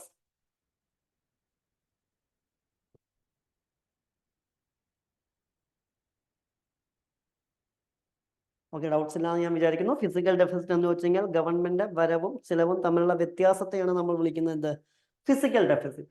ഓക്കെ, ഇതെന്താ പറയുന്നത്? when a government expenditure exceeds its revenue, the government will have to borrow money or sell assets to fund the deficit. അതായത് നമുക്ക് വരവിനേക്കാൾ കൂടുതൽ ചെലവ് വരുമ്പോൾ എന്ത് സംഭവിക്കും? ഒന്നെങ്കിൽ നമ്മൾ ഇന്റർനാഷണൽ ഏജൻസിയിൽ നിന്ന് ലോൺ എടുക്കും, അല്ലെങ്കിൽ ഗവൺമെന്റ് പ്രോപ്പർട്ടീസ് എന്ത് ചെയ്യും? നമ്മൾ വിൽക്കും, അല്ലെ? The taxes are the most important source of revenue. നമ്മുടെ ഗവൺമെന്റ് പ്രധാനപ്പെട്ട സോഴ്സ് എന്താണെന്ന് ചോദിച്ചു കഴിഞ്ഞാൽ ടാക്സുകളാണ്. ഡയറക്റ്റ് ആൻഡ് ഇൻഡയറക്റ്റ് ടാക്സുകളാണ്. In 2024 and 2025, the government tax receipts are expected to be rupees 26.02 lakh crore. അതായത് എന്താണ്? ഇപ്രാവശ്യം നമ്മൾ ടാക്സിൽ നിന്ന് മാത്രം 26.02 ലക്ഷം കോടി രൂപ കിട്ടും എന്നാണ് എന്ത് ചെയ്യുന്നത്? പ്രതീക്ഷിക്കുന്നത്. And the while total revenue estimated to be 30.8 lakh crore ആണ്. ഓക്കെ, അങ്ങനെ ടോട്ടൽ റവന്യൂ എത്രയാണ് പ്രതീക്ഷിക്കുന്നത്? 30.8 ലക്ഷം കോടിയാണ്. When government runs A physical surplus on the other hand it revenue exceed expenditure. അതായത് എന്താണ്? ഇനി ഫിസിക്കൽ സർപ്ലസ് എന്താണെന്ന് ചോദിച്ചു കഴിഞ്ഞാൽ, ഫിസിക്കൽ ഡെഫിസിറ്റ് നമ്മൾ പറഞ്ഞു എന്താണ്?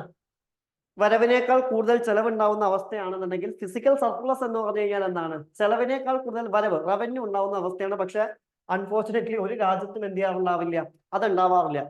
പലപ്പോഴും നമ്മൾ ഇവിടെ ഇക്വേഷൻസ് ചോദിക്കാറുണ്ട് നമ്മളോട്, എന്താണ് ഫിസിക്കൽ ഡെഫിസിറ്റിന്റെ ഇക്വേഷൻ എന്ന് ചോദിച്ചു കഴിഞ്ഞാൽ total expenditure minus total receipts ആണ്. ഓക്കെ, അതിൽ ബോറോയിങ്സ് നമ്മൾ കൂട്ടുന്നില്ല. Total expenditure minus total receipts ആണ്. ഇനി റവന്യൂ ഡെഫിസിറ്റിന്റെ ഇക്വേഷൻ എന്താണെന്ന് ചോദിച്ചു കഴിഞ്ഞാൽ എന്താണ്? This is deficit of government or business can be determined subtracting the total revenue receipts from the total income expenditure. എന്താണ് റവന്യൂ ഡെഫിസിറ്റ് എന്ന് ചോദിച്ചു കഴിഞ്ഞാൽ എന്താണ്? ഇതും ഒരു ടൈപ്പ് ഓഫ് ഡെഫിസിറ്റ് തന്നെയാണ്. അല്ലെങ്കിൽ ഒരു ബിസിനസിന്റെ ഒക്കെ ഭാഗമായിട്ട് എന്ത് ചെയ്യുന്നു, നമ്മൾ സബ്സ്ട്രാക്ട് ചെയ്യുന്നു. അതായത് ടോട്ടൽ റവന്യൂ എന്ന് എന്ത് ചെയ്യുക, ടോട്ടൽ ഇൻകം കുറയ്ക്കുമ്പോൾ കിട്ടുന്ന, അതായത് റവന്യൂ ഡെഫിസിറ്റിന്റെ ഇക്വേഷൻ എന്താണെന്ന് ചോദിച്ചു കഴിഞ്ഞാൽ total revenue receipts minus total revenue expenditure ആണ്. ക്ലിയർ? ഇനി ഡെപ്റ്റ് to G D P ratio എന്ന് പറഞ്ഞു കഴിഞ്ഞാൽ എന്താണ്? It is measure how much nation owns in relation to its G D P എന്നുള്ളതാണ് ഡെപ്റ്റ് ടു ജി ഡി പി എന്ന് പറയുന്നത്. ഓക്കെ, അതായത് ടോട്ടൽ ഡെപ്റ്റ് of the country divided by total G D F T of the country ആണ്. Okay, നമ്മുടെ total ഡെപ്റ്റ് എത്രയാണോ അതിൽ നിന്ന് എന്ത് ഡിവൈഡ് ചെയ്യുക, ടോട്ടൽ ജി ഡി പി എന്ത് ചെയ്യുക, ഡിവൈഡ് ചെയ്യുക. ഓക്കെ, അതാണ് ഏതുകൊണ്ട് ഉദ്ദേശിക്കുന്നത്. അപ്പൊ വേണമെങ്കിൽ ഇത് നിങ്ങൾ വളരെ ഡീറ്റെയിൽ ആയിട്ടൊന്നും പഠിച്ചു വെക്കേണ്ട ആവശ്യമില്ല. ഈ ഇക്വേഷൻസ് ചിലപ്പോൾ എന്ത് ചെയ്യാറുണ്ട്, ഡയറക്ട്ലി ചോദിക്കാറുണ്ട് നമ്മളോട്. ഇപ്പൊ ചിലപ്പോൾ എക്സാമിന് ജി ഡി പി ഇക്വേഷൻ ഉണ്ടാക്കുന്നൊക്കെ ചോദിക്കില്ലേ, C+I+G+X - M എന്നൊക്കെ ചോദിക്കുന്ന പോലെ ഇതും എന്ത് ചെയ്യാറുണ്ട്, ഡയറക്റ്റ് ക്വസ്റ്റ്യൻ ചോദിക്കാറുണ്ട്. അല്ലാണ്ട് ഇത് കംപ്ലീറ്റ് നിങ്ങൾ എന്ത് ചെയ്യേണ്ട ആവശ്യമില്ല, മനസ്സിലാക്കി വെക്കേണ്ട ആവശ്യമൊന്നുമില്ല. ഈ ഇക്വേഷൻസ് എന്ത് ചെയ്യുക, പഠിച്ച് വെക്കുക. ഓക്കെ, നെക്സ്റ്റ് വന്നാണ് ഇത് Similipal tiger reserve. Okay, ഇതെന്താണ് ന്യൂസിൽ വരാനുള്ള ഒരു കാരണം? Odisha is set to unveil the world's first melanistic tiger safari near the Similipal tiger reserve. അതാണ് ഇത് ന്യൂസിൽ വരാനുള്ള ഒരു റീസൺ എന്ന് വിളിക്കുന്നത്. ഇതിന്റെ കൂടുതൽ ഡീറ്റെയിൽസിലേക്ക് പോവാം. ഇതിന്റെ ലൊക്കേഷൻ എവിടെയാണ് വരുന്നത്? Similipal is situated in the Deccan peninsula biogeographical സോൺസിലാണ്. ഇതിന്റെ വെജിറ്റേഷൻ എന്താണെന്ന് ചോദിച്ചു കഴിഞ്ഞാൽ എന്താണ്? Predominantly moist mixed decisions forest with the tropical semi evergreen patches and sporadic dry dishes and forest and grasslands ആണ്. അതുപോലെ തന്നെ ഫ്ലോറൽ റിച്ച്നെസ് ഏകദേശം whole 70% of the India's flowering plants and 80% of orchid species.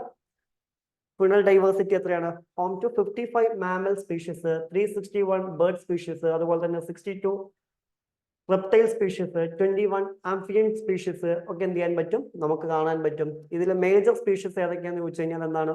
ടൈഗേഴ്സിനെ എല്ലാം നോക്കുകയാണെന്നുണ്ടെങ്കിൽ ചിത്താൽ, breaking dear, Gorr, അതുപോലെ തന്നെ mouse സ്പീർ, ലിയോപാഡ്സ്, phishing Katz etcetera. ഇതൊക്കെ എന്താണ് ഇവിടെ പ്രധാനപ്പെട്ട് വരുന്ന എന്താണ് സ്പീഷീസ് ആയിട്ടാണ് എന്ത് ചെയ്യുന്നത്, കണക്കാക്കുന്നത്. ചിലപ്പോൾ ഇത്തരം കാര്യങ്ങൾ എന്ത് ചെയ്യാം നമ്മുടെ എക്സാംസിന് എന്ത് ചെയ്യാറുണ്ട്, ചോദിക്കാറുണ്ട് എന്നുള്ളതാണ്. Clear? And also management efforts have to revived Mughal crocodile population along rivers Khairi and the Dio. It has also been designated as the global network of biosphere site in 2009. അതായത് 2009 എന്താണ് മുതൽ ഗ്ലോബൽ നെറ്റ്വർക്ക് ബയോസ്ഫിയർ സൈറ്റിൽ എന്ത് ചെയ്യാൻ കൂടി ഇതും കൂടി എന്ത് ചെയ്യാൻ പറ്റും, കാണാൻ സാധിക്കും. നെക്സ്റ്റ് വൺ ആണ് ancient Subika painting. In a bid to preserve Manipur's rich cultural heritage, a concentrated effort is underway to revive the ancient Subiga painting style in the Manipur, which one of the brink extinction. Art and culture മായി ബന്ധപ്പെട്ട് വന്ന news ആണ്. മണിപ്പൂരിൽ എന്തിനെ കുറിച്ചാണ്? സൂബിക പെയിന്റിങ്ങിനെ കുറിച്ച്. എന്താണ് സൂബിക painting എന്ന് പറയുന്നത്? Subika painting style is the intricately linked with the Meitei communities cultural and history. അപ്പൊ മിതൈ കമ്മ്യൂണിറ്റിയുടെ കൾച്ചറൽ ആൻഡ് ഹിസ്റ്ററി കാണിക്കുന്ന ഒരു പെയിന്റിംഗ് ആണ്.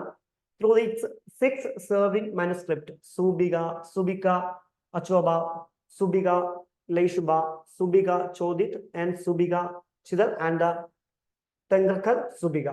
Okay, and despite holding significant historical value, the painting has faced neglect over the years, leading to decline in the awareness. അതായത് എന്താണ്, നിലവിൽ ഈ painting കുറഞ്ഞു വരികയാണ്. അതിന്റെ ഒരു അവയർനെസ് ആണ് ഇവിടെ ലക്ഷ്യം. The painting are done in handmade paper. ഇത് എങ്ങനെയാണ് ഉണ്ടാകുന്നത്? ഹാൻഡ് മെയ്ഡ് പേപ്പറിലാണ്. And the materials for manuscripts such as handmade paper or tree bark are prepared locally. അതായത് ലോക്കലി പ്രിപ്പയർ ചെയ്യുന്ന ട്രീ ബാർക്ക് അല്ലെങ്കിൽ ഹാൻഡ് മെയ്ഡ് പേപ്പറിലൊക്കെയാണ് എന്ത് ചെയ്യുന്നത്, ഈ ഒരു പെയിന്റിങ് ചെയ്യുന്നതായിട്ട് എന്ത് ചെയ്യാൻ പറ്റുക, നമുക്ക് കാണാൻ സാധിക്കുക എന്നുള്ളതാണ്. ഇതാണ് അതിൻ്റെ ഒരു ഇമേജ് എന്ന് വിളിക്കുന്നത്. ഓൾറെഡി നിങ്ങളുടെ മെറ്റീരിയലിൽ കൊടുത്തിട്ടുണ്ട്. അപ്പോൾ ഇത് വളരെ ഡീറ്റെയിൽ ആയി നിങ്ങൾ പഠിക്കേണ്ട. ഇത് എവിടെ കാണപ്പെടുന്നു എന്ന് വെച്ച് കഴിഞ്ഞാൽ എവിടെയാണ്, മണിപ്പൂരിലാണ് എന്ത് ചെയ്യുന്നത് കാണപ്പെടുന്നത്. ചിലപ്പോൾ നമ്മളൊരു ഓഡ് വൺ ഔട്ട് എന്നുള്ള രീതിയിലോ അല്ലെങ്കിൽ മാച്ച് ദ ഫോളോയിങ് എന്നുള്ള രീതിയിലോ എന്ത് ചെയ്യാം, ചോദിക്കാം. Clear? Next one, delimitation commission. Okay, നമ്മൾ കുറെ ദിവസമായിട്ടല്ലേ സെൻസസ് ഇലക്ഷനുമായി ബന്ധപ്പെട്ടൊക്കെ ഉള്ള ന്യൂസ് വന്നുകൊണ്ടിരിക്കുകയാണ്. ദ സെയിം അഗൈൻ ഡീലിമിറ്റേഷൻ കമ്മീഷനാണ് ഇപ്പൊ എന്ത് ചെയ്തിരിക്കുന്നത്, ന്യൂസിൽ വന്നിരിക്കുന്നതായിട്ട് എന്ത് ചെയ്യാൻ പറ്റുക, നമുക്ക് കാണാൻ പറ്റാം. ഓക്കെ, എന്താണ് ഡീലിമിറ്റേഷൻ കമ്മീഷനുമായി വന്നിരിക്കുന്ന ന്യൂസ് എന്ന് വെച്ച് കഴിഞ്ഞാൽ നമുക്കറിയാം, ഈ സെൻസസ് കഴിഞ്ഞു കഴിഞ്ഞാൽ ഉദാഹരണമായിട്ട് എത്ര പോപ്പുലേഷൻ ഉണ്ട്, നമുക്ക് എത്ര കോൺസ്റ്റിറ്റ്യൻസീസ് വേണം, ഏതൊക്കെ കോൺസ്റ്റിറ്റ്യൻസീസ് വേണം, അല്ലെങ്കിൽ ഏതൊക്കെ കോൺസ്റ്റിറ്റ്യൻസീസിനെ ജോയിൻ ചെയ്യണമോ വേണ്ടയോ, കോൺസ്റ്റിറ്റ്യൻസീസിന്റെ എണ്ണം കൂട്ടണോ, അല്ലെങ്കിൽ വുമൺ റിസർവേഷൻ എവിടെ കൊടുക്കണം എന്നൊക്കെ തീരുമാനിക്കുന്ന ആരാണ്, ഈ ഡീലിമിറ്റേഷൻ കമ്മീഷനാണ്. ഓക്കെ, ആ ഡീലിമിറ്റേഷൻ കമ്മീഷനുമായി ബന്ധപ്പെട്ടാണ് ന്യൂസ് വന്നിരിക്കുന്നത്. എന്താണ് അപ്പൊ ആ ന്യൂസുമായി ബന്ധപ്പെട്ട് വരുമ്പോൾ ആരാണ് ഡീലിമിറ്റേഷൻ കമ്മീഷനെ അപ്പോയിന്റ് ചെയ്യുന്നതെന്ന് ചോദിച്ചു കഴിഞ്ഞാൽ ആരാണ്, പ്രസിഡന്റ് ഓഫ് ഇന്ത്യ ആണ് എന്ത് ചെയ്യുന്നത്, ഡീലിമിറ്റേഷൻ കമ്മീഷൻ എന്ത് ചെയ്യുന്ന അപ്പോയിന്റ് ചെയ്യുന്ന ആരുമായി കൊളാബറേറ്റ് ചെയ്തിട്ട്, ഇലക്ഷൻ കമ്മീഷൻ ഓഫ് ഇന്ത്യയുമായി കൊളാബറേറ്റ് ചെയ്യും. ഇതിന്റെ കോമ്പോസിഷൻ എങ്ങനെയാന്ന് വെച്ച് കഴിഞ്ഞാൽ ഇതിൽ റിട്ടയർഡ് സുപ്രീം കോടതി ജഡ്ജ് ഉണ്ടായിരിക്കും, ചീഫ് ഇലക്ഷൻ കമ്മീഷൻ ഉണ്ടായിരിക്കും, അതുപോലെ തന്നെ സ്റ്റേറ്റ് ഇലക്ഷൻ കമ്മീഷണേഴ്സും ഏതിന്റെ ഭാഗമാണ്, ഈ ഡീലിമിറ്റേഷൻ കമ്മീഷന്റെ എന്താണ് ഭാഗമാണ് എന്നുള്ളതാണ്. ഇനി ഇവരുടെ ഫംഗ്ഷൻസ് എന്തൊക്കെയാന്ന് ചോദിച്ചു കഴിഞ്ഞാൽ എന്താണ്, to determine the number and boundaries of constituencies to make the population of constituencies nearly equal. അതായത് നമ്മുടെ കോൺസ്റ്റിറ്റ്യൻസീസിന്റെ നമ്പർ, ബൗണ്ടറീസ് തീരുമാനിക്കുക. എല്ലാ കോൺസ്റ്റിറ്റ്യൻസീസിലും ഏകദേശം പോപ്പുലേഷൻ ഒരുപോലെയാണെന്ന് ഉറപ്പുവരുത്തും. ഇപ്പോൾ പോപ്പുലേഷൻ വ്യത്യാസം ഉണ്ടെങ്കിൽ നമ്മൾ പറയും ഇന്ന സ്ഥലങ്ങളെ മറ്റ് കോൺസ്റ്റിറ്റ്യൻസീസിലേക്ക് മാറ്റി. ഇതൊക്കെ തീരുമാനിക്കുന്ന ആരാണ്, ഡീലിമിറ്റേഷൻ കമ്മീഷനാണ്. To identify seats reserved for scheduled caste, scheduled tribe wherever their population is relatively large. അതുപോലെ തന്നെ എന്താണ്, ഷെഡ്യൂൾഡ് കാസ്റ്റ് അല്ലെങ്കിൽ ഷെഡ്യൂൾഡ് ട്രൈബിനൊക്കെ റിസർവേഷൻ ഉണ്ട്, അവരുടെ പോപ്പുലേഷൻ എന്ത് ചെയ്യുക, ഉറപ്പുവരുത്തുക. അതുപോലെ തന്നെ ഈ അധികാരം എന്താന്ന് വെച്ച് കഴിഞ്ഞാൽ, in case in A different opinion among members of the commission the opinion of the majority provides. അതുപോലെ തന്നെ ഈ കമ്മീഷനിൽ ആളുകൾ തമ്മിൽ എന്തെങ്കിലും ഡിഫറെന്റ് ഒപ്പീനിയൻ ഉണ്ടെങ്കിൽ ആരാണോ അല്ലെങ്കിൽ എന്താണോ മെജോറിറ്റി പറയുന്ന ഒപ്പീനിയൻ, ആ ഒപ്പീനിയൻ ആവും എന്ത് ചെയ്യുക, നടപ്പിലാവുക. The delimitation commission in India is high power body whose orders have been post law and can not be called in question before any court. Okay, അപ്പൊ എന്താണ്, ഇവര് പറയുന്ന കാര്യങ്ങൾ നടപ്പിലാക്കാൻ ബാധ്യസ്ഥനാണ്. കോടതിയിൽ എന്ത് ചെയ്യാൻ പറ്റില്ല, ഇത്തരം കാര്യങ്ങളെ ചോദ്യം ചെയ്യാൻ പറ്റില്ല. 2026 സെൻസസിന് ശേഷമാവും എന്ത് ചെയ്യുക, ഇനി ഡീലിമിറ്റേഷൻ കമ്മീഷൻ വരിക. അല്ല, നമ്മൾ പറഞ്ഞിരുന്നു സെൻസസ് ഒക്കെ എന്ത് ചെയ്യും, നമ്മൾ മാറ്റി വെച്ചു എന്ന് ആദ്യത്തെ വീക്കിൽ പറഞ്ഞിരുന്നു. അതിനുശേഷമായിരിക്കും എന്ത് ചെയ്യുക, ഇനി ഒരു ഡീലിമിറ്റേഷൻ കമ്മീഷൻ വരുന്നതായിട്ട് നമുക്ക് കാണാൻ പറ്റും. Clear? And next news, blue economy 2.0. The recent presentation of the interim budget, again interim budget, ഈ ആഴ്ച എക്കണോമിക്സുമായി റിലേറ്റ് ചെയ്ത കറണ്ട് അഫയേഴ്സ് വളരെ അധികം കൂടുതലാണ്. കാരണം ബഡ്ജറ്റ് പ്രഖ്യാപിച്ചതുകൊണ്ടാണ്. Included a significant emphasis on advancing blue economy 2.0. അതായത് എന്ത് ചെയ്യാം, ബ്ലൂ എക്കോണമി എന്ത് ചെയ്യണം, കൂടുതൽ എന്ത് ചെയ്യണം, ഡെവലപ്പ് ചെയ്യണം എന്നാണ് പറയുന്നത്. Through the introduction of novel schemes, focused restoration, adaptation measures, coastal acquisition and maritime culture, employing and integrated multi sectoral strategy. അപ്പൊ നമുക്ക് നോക്കാനുള്ള ഇവിടെ എന്താണ് ബ്ലൂ എക്കോണമി എന്നുള്ളതാണ്. ഓക്കെ, എന്താണ് ബ്ലൂ എക്കോണമി എന്ന് ചോദിച്ചു കഴിഞ്ഞാൽ, sustainable use of marine resources. അതായത് മറൈൻ റിസോഴ്സസ് ഉണ്ടല്ലോ, കടലിൽ നിന്ന് കിട്ടുന്ന കാര്യങ്ങൾ, അതിന്റെ exploration, economic growth, improve livelihood, അതുപോലെ തന്നെ transportation while preserving and health of marine and coastal ecosystems. ഇതിനെ ഡെവലപ്പ് ചെയ്തുകൊണ്ട് കൂടുതൽ സാമ്പത്തിക ലാഭം ഉണ്ടാക്കുക. ഉദാഹരണമായിട്ട് നമ്മുടെ മീനുകളുടെ എക്സ്പോർട്ട് ഉയർത്തുക. അതൊക്കെ തന്നെയാണ് ഏതിൽ പറയുന്നത്, ഈ ബ്ലൂ എക്കോണമിയിൽ പറയുന്നത്. In India, the blue economy encompasses a wide range of sectors, including shipping, tourism, fisheries, and offshore and gas exploration. ഇതിന്റെ അണ്ടറിലാണ് ഏത് വരുന്നത്, shipping, tourism, fisheries, offshore gas exploration ഒക്കെ വരുന്നത്.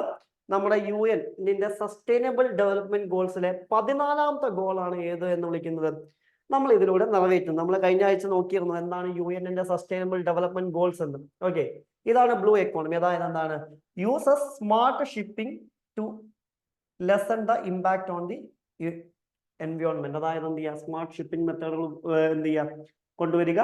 മറൈൻ എൻവയോൺമെന്റിനെ സംരക്ഷിക്കുക, is inclusive and improves their lives of all. അതുപോലെ തന്നെ ഇതുമായി ബന്ധപ്പെട്ട് കിടക്കുന്ന ആളുകളുടെ എന്ത് ചെയ്യുക, ജീവിത നിലവാരം ഉയർത്തുക.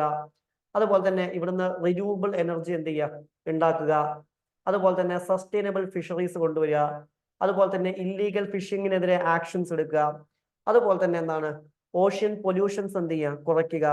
അതുപോലെ തന്നെ കോസ്റ്റൽ കമ്മ്യൂണിറ്റീസിനെ ക്ലൈമറ്റ് ചേഞ്ചിനൊക്കെ പ്രൊട്ടക്ട് ചെയ്യുക. അതുപോലെ തന്നെ ജോബ്സ് എന്ത് ചെയ്യുക, ഉണ്ടാക്കുക, പോവേർട്ടി കുറയ്ക്കുക, മറൈൻ ലൈഫ് ആൻഡ് ഓഷ്യൻസിനെ പ്രൊട്ടക്ട് ചെയ്യുക. ഇതൊക്കെ ഏതിന്റെ ഭാഗമാണ്, ഈ ബ്ലൂ എക്കോണമിയുടെ ഭാഗമായിട്ടാണ് എന്ത് ചെയ്യുന്നത്, കൺസിഡർ ചെയ്യുന്നത്. അപ്പൊ എന്താണ് ബ്ലൂ എക്കോണമി എന്ന് വളരെ സിമ്പിൾ ആയി ചോദിച്ചു കഴിഞ്ഞാൽ ഇത്രയേ ഉള്ളൂ. മറൈൻ റിസോഴ്സസ് ഉപയോഗിച്ചുകൊണ്ട് എന്ത് ചെയ്യുക, നമ്മുടെ രാജ്യത്തെ ഡെവലപ്പ് ചെയ്യുന്നതിനെ വിളിക്കുന്ന പേരാണ് ഇത് ബ്ലൂ എക്കോണമി. ക്ലിയർ ആണോ? Any doubt? എന്തെങ്കിലും ഡൗട്ട്സ് ഉണ്ടോ?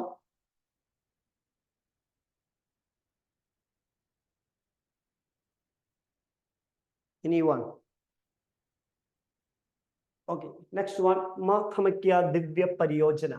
എന്താണ്, recent the Indian prime minister laid foundation stone of Maa Kamakhya Divya Pariyojana. എന്താണ് ഇതുകൊണ്ട് ഉദ്ദേശിക്കുന്നത് എന്ന് എന്ത് ചെയ്യാം, നമുക്ക് നോക്കാം. Aishwarya, clear? Okay, fine. It has been sanctioned under the prime minister's development initiative.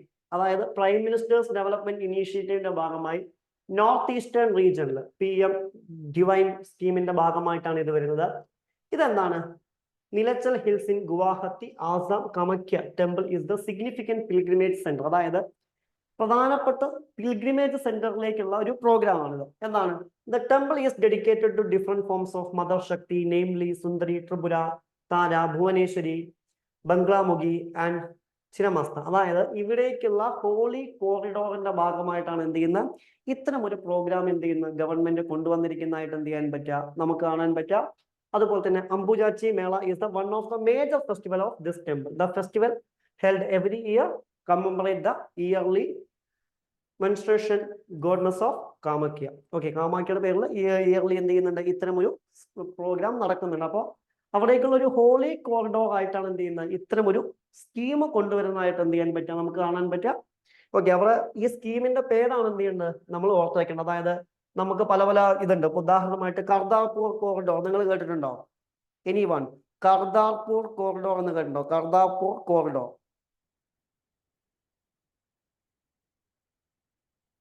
കേട്ടിട്ടുണ്ടോ ആരെങ്കിലും?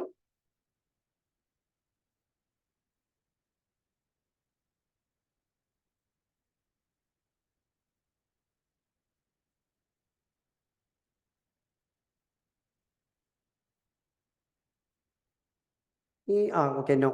ഈ കർദാർപൂർ കോറിഡോർ എന്താന്ന് ചോദിച്ചു കഴിഞ്ഞാൽ ഒരു വിസ ഫ്രീ ബോർഡർ ക്രോസിംഗ് ആണ്. അതായത് ഉദാഹരണമായിട്ട് നമ്മുടെ പാകിസ്ഥാനിലുള്ള നമ്മുടെ ഹോളി ടെമ്പിൾസ് ഒക്കെ കാണുന്നതിന് വേണ്ടിയിട്ട് അവിടെ വിസ ഫ്രീ ആയിട്ട് എന്ത് ചെയ്യാൻ പറ്റും, നമുക്ക് പോകാൻ പറ്റുന്ന പ്രോഗ്രാമിനെ നമ്മൾ വിളിക്കുന്ന പേരാണ് കർദാർപൂർ കോറിഡോർ. അങ്ങനെ ഗവൺമെന്റ് ഭാഗത്തു നിന്ന് പല പല സ്കീമുകളുണ്ട് ഈ രീതിയിൽ. അപ്പൊ അത്തരം പ്രൊജക്ടുകളൊക്കെ എന്ത് ചെയ്യണം, നമ്മൾ പഠിച്ചു വെക്കണം. അല്ലെങ്കിൽ അത്തരം ഇനീഷ്യേറ്റീവ്സ് ഒക്കെ എന്ത് ചെയ്യണം, നമ്മൾ നോട്ട് ചെയ്ത് വെച്ചിരിക്കണം എന്നുള്ളതാണ്. കർദാർപൂർ കോറിഡോർ വളരെ ഇമ്പോർട്ടന്റ് ആണ്. പലപ്പോഴും SSCക്ക് റിപ്പീറ്റ് ചെയ്ത് ചോദിച്ചൊരു ചോദ്യമാണ് ഈ കർദാർപൂർ കോറിഡോർ എന്ന് വിളിക്കുന്നത്. നോട്ട് ചെയ്ത് വെക്കുക.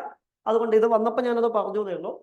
Next one, UPI's global form of Eiffel tower. അതായത് എന്താണ്, recent Unified Payment Interface, that means UPI, was formally launched at India's Republic Day celebration in Paris, France, in the iconic Eiffel Tower. അതായത് എന്ത് ചെയ്തിട്ടുണ്ട്, ഇന്ത്യയുടെ republic day ദിവസം എന്ത് ചെയ്തിട്ടുണ്ട്, Paris, France തുടങ്ങിയ സ്ഥലങ്ങൾ എന്ത് ചെയ്തിട്ടുണ്ട്, UPI എന്ത് ചെയ്തിട്ടുണ്ട്, കൊണ്ടുവന്നിട്ടുണ്ട് എന്നുള്ളതാണ്. അതാണ് ന്യൂസ് ആയി മാറുന്നത്.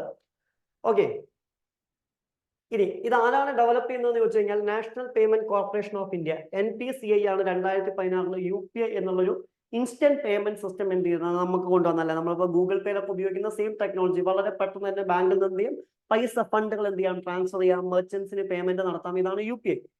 The partnership between NCPI subsidiary, NCPI Internationally Payments, NIPN, and France LoRa Collect has led an agreement to the introduce UPI in France and Europe. അതുപോലെ തന്നെ എന്താണ്, NPCL സബ്സിഡറി ആയി എടുത്തുകൊണ്ട് എന്ത് ചെയ്യുന്നുണ്ട്, ഫ്രാൻസിലെ ലോയറ എന്ത് ചെയ്തിട്ടുണ്ട്, പ്രോഗ്രാം എന്ത് ചെയ്യുന്നുണ്ട്, ഫ്രാൻസിലും യൂറോപ്പിലും എന്ത് ഇൻട്രൊഡ്യൂസ് ചെയ്യാൻ പോവാണ്, അവരുടേതായിട്ടുള്ള UPI എന്ത് ചെയ്യാൻ പോവാണ്, ഇൻട്രൊഡ്യൂസ് ചെയ്യാൻ പോവാണ്. ഇതാണ് ന്യൂസ് വരാൻ കാരണം. പല സ്ഥലങ്ങളിലും നിലവിൽ എന്ത് ചെയ്യുന്നുണ്ട്, UPI ഉപയോഗിക്കുന്നതായിട്ട് എന്ത് ചെയ്യാൻ പറ്റും, നമുക്ക് കാണാൻ പറ്റും. ഇവിടെ ഏറ്റവും അവസാനമായിട്ട് UPI സിസ്റ്റം കൊണ്ടുവരുന്ന ആരൊക്കെയാണ്? ഫ്രാൻസും യൂറോപ്പുമാണ്. അതാണ് news. Next one, motion of thanks. Again in news. കഴിഞ്ഞ ആഴ്ച നമ്മൾ പറഞ്ഞാണ്. Recently, the Prime Minister Narendra Modi replied to the motion of thanks on the President address to the Parliament in the Rajya Sabha, highlighting the significant milestone of India's journey towards the 75th Republic Day. എന്താണ് motion of thanks? നമ്മൾ പറഞ്ഞു, ഏതെങ്കിലും ഒരു വർഷം നമ്മുടെ government ഒരു session തുടങ്ങുന്നതിന് മുമ്പോ അല്ലെങ്കിൽ ഒരു പുതിയ ഗവൺമെന്റ് പാർലമെന്റിലേക്ക് എത്തുന്നതിന് മുമ്പോ പ്രസിഡന്റ് കൊടുക്കുന്ന സ്പീച്ചിനെ നമ്മൾ വിളിക്കുന്ന പേരാണ് മോഷൻ ഓഫ് താങ്ക്സ്, അല്ലെ? അതായത് ഇപ്പൊ ഉദാഹരണമായിട്ട് ബഡ്ജറ്റ് സെഷൻ എന്ന് പറയുന്നത് ഫെബ്രുവരി 1 തുടങ്ങാം. ജനുവരി 31 എന്ത് കൊടുക്കും? പ്രസിഡന്റ് മോഷൻ ഓഫ് താങ്ക്സ് കൊടുക്കും. നമ്മുടെ ഗവർണറും കൊടുക്കാറുണ്ട്. ഈ കഴിഞ്ഞ പ്രാവശ്യം കേരള ഗവർണർ കൊടുത്താണ് 18 സെക്കൻഡ് കൊണ്ട് ഗവർണർ മോഷൻ ഓഫ് താങ്ക്സ് അവസാനിപ്പിച്ചു. ഇപ്പൊ നിങ്ങൾ ന്യൂസ് കണ്ടിട്ടുണ്ടാവും, Tamil Nadu governor motion of thanks പറഞ്ഞിരുന്നില്ല, പകരം സ്പീക്കറാണ് പറഞ്ഞത്. അപ്പൊ മോഷൻ ഓഫ് താങ്ക്സ് എന്താണെന്ന് ചോദിച്ചു കഴിഞ്ഞാൽ, ഏതെങ്കിലും ഒരു ഗവൺമെന്റ് അവരുടെ ഒരു വർഷത്തെ സെഷൻ തുടങ്ങുന്നതിന് മുമ്പോ അല്ലെങ്കിൽ ഒരു പുതിയ ഗവൺമെന്റ് പാർലമെന്റിലേക്ക് വരുന്നതിന് മുമ്പോ പ്രസിഡന്റ് അവതരിപ്പിക്കുന്ന വെൽക്കം സ്പീച്ച് ആണ് ഇത്, മോഷൻ ഓഫ് താങ്ക്സ്. ഈ മോഷൻ ഓഫ് താങ്ക്സിൽ എന്താണ് പറയാന്ന് ചോദിച്ചു കഴിഞ്ഞാൽ, ഗവൺമെന്റ് ആ വർഷം ചെയ്യാൻ ഉദ്ദേശിക്കുന്ന പോളിസികളുടെ ഒരു ഡ്രാഫ്റ്റ് ആണ് എന്ത് ചെയ്യുക, പറയാ. അതുപോലെ തന്നെ കഴിഞ്ഞ വർഷം ചെയ്ത ഗവൺമെന്റ് അച്ചീവ്മെന്റ്സും എന്ത് ചെയ്യും, ഈ മോഷൻ ഓഫ് താങ്ക്സിൽ എന്ത് ചെയ്യാറുണ്ട്, പറയാറുണ്ട്. ഓക്കെ, നമ്മൾ കഴിഞ്ഞ വീക്ക് എക്സ്പ്ലെയിൻ ചെയ്താണ് മോഷൻ ഓഫ് താങ്ക്സ് എന്താണ് എന്നുള്ള കാര്യം. ഓക്കെ, അപ്പൊ ഇതാണ് മോഷൻ ഓഫ് താങ്ക്സുമായി ബന്ധപ്പെട്ട് വരുന്നത്. ഇന്ത്യൻ കോൺസ്റ്റിറ്റ്യൂഷന്റെ ആർട്ടിക്കിൾ 87 ഇതിനെ കുറിച്ച് പറയുന്നത്, മോഷൻ ഓഫ് താങ്ക്സിനെ കുറിച്ച് പറയുന്നത്. എന്താണ് മോഷൻ ഓഫ് താങ്ക്സിനെ കുറിച്ച് പറയുന്നത്? First session after each general election and the beginning of the first session of each year. അതായത് ഒരു ജനറൽ ഇലക്ഷന് ശേഷവും, അതായത് ഒരു പാർലമെന്റിലേക്ക് പുതിയ ഗവൺമെന്റ് വരുന്നതിന് മുമ്പും, അതുപോലെ തന്നെ ഒരു ഗവൺമെന്റ് ഒരു പാർലമെന്റിൽ ആദ്യത്തെ എന്താണ് സെഷൻ തുടങ്ങുന്നതിന് മുമ്പും എന്ത് ചെയ്യണം, പ്രസിഡന്റ് മോഷൻ ഓഫ് താങ്ക്സ് കൊടുത്തിരിക്കണം എന്ന് ഇതിൽ പറയുന്നുണ്ട്. ആർട്ടിക്കിൾ 87 പറയുന്നതായിട്ട് എന്ത് ചെയ്യാൻ പറ്റും, നമുക്ക് കാണാൻ പറ്റും. The rules that govern the procedure of either house will make provisions for the allotment of time, discussion the matters referred into the address. അതുപോലെ തന്നെ ഈ അഡ്രസ്സിൽ പ്രസിഡന്റ് പറഞ്ഞ കാര്യങ്ങൾ എന്താണ്, രണ്ട് ഹൗസുകൾക്കും റെഫർ ചെയ്യാൻ ടൈം ഉണ്ടാവും. അതുപോലെ തന്നെ എന്താണ്, ഇതിനെ നമ്മൾ എന്ത് പേരിലാണ് വിളിക്കുന്നത്, സ്പെഷ്യൽ അഡ്രസ് എന്നുള്ള പേരിലാണ് എന്ത് ചെയ്യുന്നത്, വിളിക്കുന്നത്. ആനുവലി ആണ് എന്ത് ചെയ്യുക, ഇത്തരം സ്പെഷ്യൽ അഡ്രസ് ഉണ്ടാവും. അതായത് എന്താണ് സ്പെഷ്യൽ അഡ്രസ് എന്ന് വെച്ച് കഴിഞ്ഞാൽ, മോഷൻ ഓഫ് താങ്ക്സിലെ തന്നെ സ്പെഷ്യൽ അഡ്രസ് ആണ്. അതായത് ഒരു ഗവൺമെന്റ് ആദ്യത്തെ സെഷൻ അവതരിപ്പിക്കുന്നതിന് മുമ്പ് പ്രസിഡന്റ് കൊടുക്കുന്ന സ്പീച്ച് ആണ് ഇത്, സ്പെഷ്യൽ അഡ്രസ്. ഓക്കെ, അത് ഗവൺമെന്റ് വരുന്നതിന് മുമ്പ് എന്ത് ചെയ്യാറുണ്ട്, കൊടുക്കാറുണ്ട്. മോഷൻ ഓഫ് താങ്ക്സ് എന്നുള്ള പേരിലാണ് എന്ത് ചെയ്യുന്നത്, അതിനെ നമ്മൾ വിശേഷിപ്പിക്കുന്നത്. Clear? Any doubts? Next one and last current affair, use of nitrogen gas for capital punishment. Recently, the execution in the United States, that means US, using nitrogen gas for the first time since 1982 prompted discussion on the ethics and efficiency of capital punishment. അതായത് capital punishment എന്ന് പറഞ്ഞാൽ നമുക്കറിയാം death penalty ആണ്. അതിന് nitrogen ഗ്യാസിന്റെ ഉപയോഗത്തെ കുറിച്ചാണ് എന്ത് ചെയ്യുന്നത്, ഡിസ്കസ് ചെയ്യുന്നതായിട്ട് എന്ത് ചെയ്യാൻ പറ്റുക, നമുക്ക് കാണാൻ പറ്റുക. Okay, the execution triggered public outcry and originated debates on the moral and legal aspect of capital punishment. നമുക്കിപ്പോഴും അറിയാം ക്യാപിറ്റൽ പണിഷ്മെന്റിനെ കുറിച്ച് ഒരുപാട് ചർച്ചകൾ നടന്നുകൊണ്ടിരിക്കുന്നുണ്ട്. ലീഗൽ ആണോ അല്ലയോ എന്നുള്ള കാര്യങ്ങളൊക്കെ എന്ത് ചെയ്യുന്നുണ്ട്, നടന്നുകൊണ്ടിരിക്കുന്നുണ്ട്. അതുപോലെ തന്നെ നൈട്രജൻ ഗ്യാസ് എന്തിനു വേണ്ടിയിട്ട് ഉപയോഗിക്കാറുണ്ട്, ഈ എക്സിക്യൂഷന് വേണ്ടിയിട്ട് ഉപയോഗിക്കാറുണ്ട് എന്നുള്ളതാണ്. ഓക്കെ, എന്താണ് ഇവിടെ എന്താണ് ചെയ്യുന്നത്, ലാക്ക് ഓഫ് ഓക്സിജൻ ഉണ്ടാവുകയും അദ്ദേഹം പിന്നീട് എന്ത് ചെയ്യുന്നു, ഡെത്തിലേക്ക് പോവുകയാണ് ചെയ്യുന്നത്. നമുക്കറിയാം, നമുക്ക് ശ്വസിക്കാൻ വേണ്ട ഓക്സിജൻ ആണ്. ഓക്സിജന്റെ അളവ് ക്രമാതീതമായ രീതിയിൽ കുറയ്ക്കുകയും നൈട്രജൻ ഗ്യാസ് ഒരു റൂമിലേക്ക് കയറ്റിവിടുകയും ചെയ്യുമ്പോൾ ഒരു വ്യക്തി എന്ത് ചെയ്യുന്നു, മരണത്തിലേക്ക് എന്ത് ചെയ്യുന്നു, പോകുന്നു എന്നുള്ളതാണ്. അതായത് the process typically involves the individual being placed in a sealed chamber. അതായത് എന്ത് ചെയ്യും, ഒരു വ്യക്തി ഒരു സീൽഡ് ചേമ്പറിൽ ഇരുത്തും, എന്നിട്ട് എന്ത് ചെയ്യും, or wearing a face mask through the which nitrogen gas is pumped. അതുപോലെ തന്നെ എന്ത് ചെയ്യും, ഒരു ഫേസ് മാസ്ക് കൊടുക്കും, അതിലേക്ക് നൈട്രജൻ ഗ്യാസ് എന്ത് ചെയ്യും, പമ്പ് ചെയ്യും. At the person breathless in the nitrogen, the replaces oxygen in the lungs. അതായത് എന്ത് ചെയ്യും, ഓക്സിജന് ഈ ലങ്സിലെ, നമ്മളെ ലങ്സിലെ ഓക്സിജനെ റീപ്ലേസ് ചെയ്യുകയും അങ്ങോട്ട് എന്ത് ചെയ്യുന്നു, നൈട്രജൻ വരികയും ചെയ്യുന്നു. ഇതെന്ത് ചെയ്യുന്നു,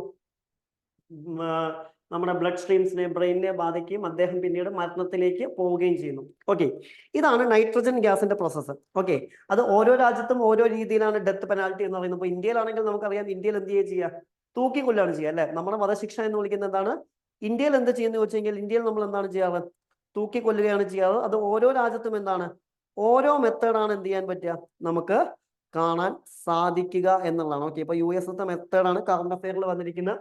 അപ്പൊ നമ്മുടെ ഇന്ത്യയിലെ മെത്തേഡ് എന്താണെന്നുള്ളതൊക്കെ എന്ത് ചെയ്യുക, നമ്മൾ നോട്ട് ചെയ്ത് വെക്കുക. ഓക്കെ, അപ്പൊ ഇത്രയും കാര്യങ്ങളാണ് എന്താണ് ഈ വീക്കത്തെ കറണ്ട് അഫെയർസിൽ എന്ത് ചെയ്യാനുള്ളത്, നമുക്ക് നോക്കാനുള്ളത്. ഇത്രയും നേരം പറഞ്ഞതിൽ എന്തെങ്കിലും ഡൗട്ട്സ് ഉണ്ടോ? Any doubts?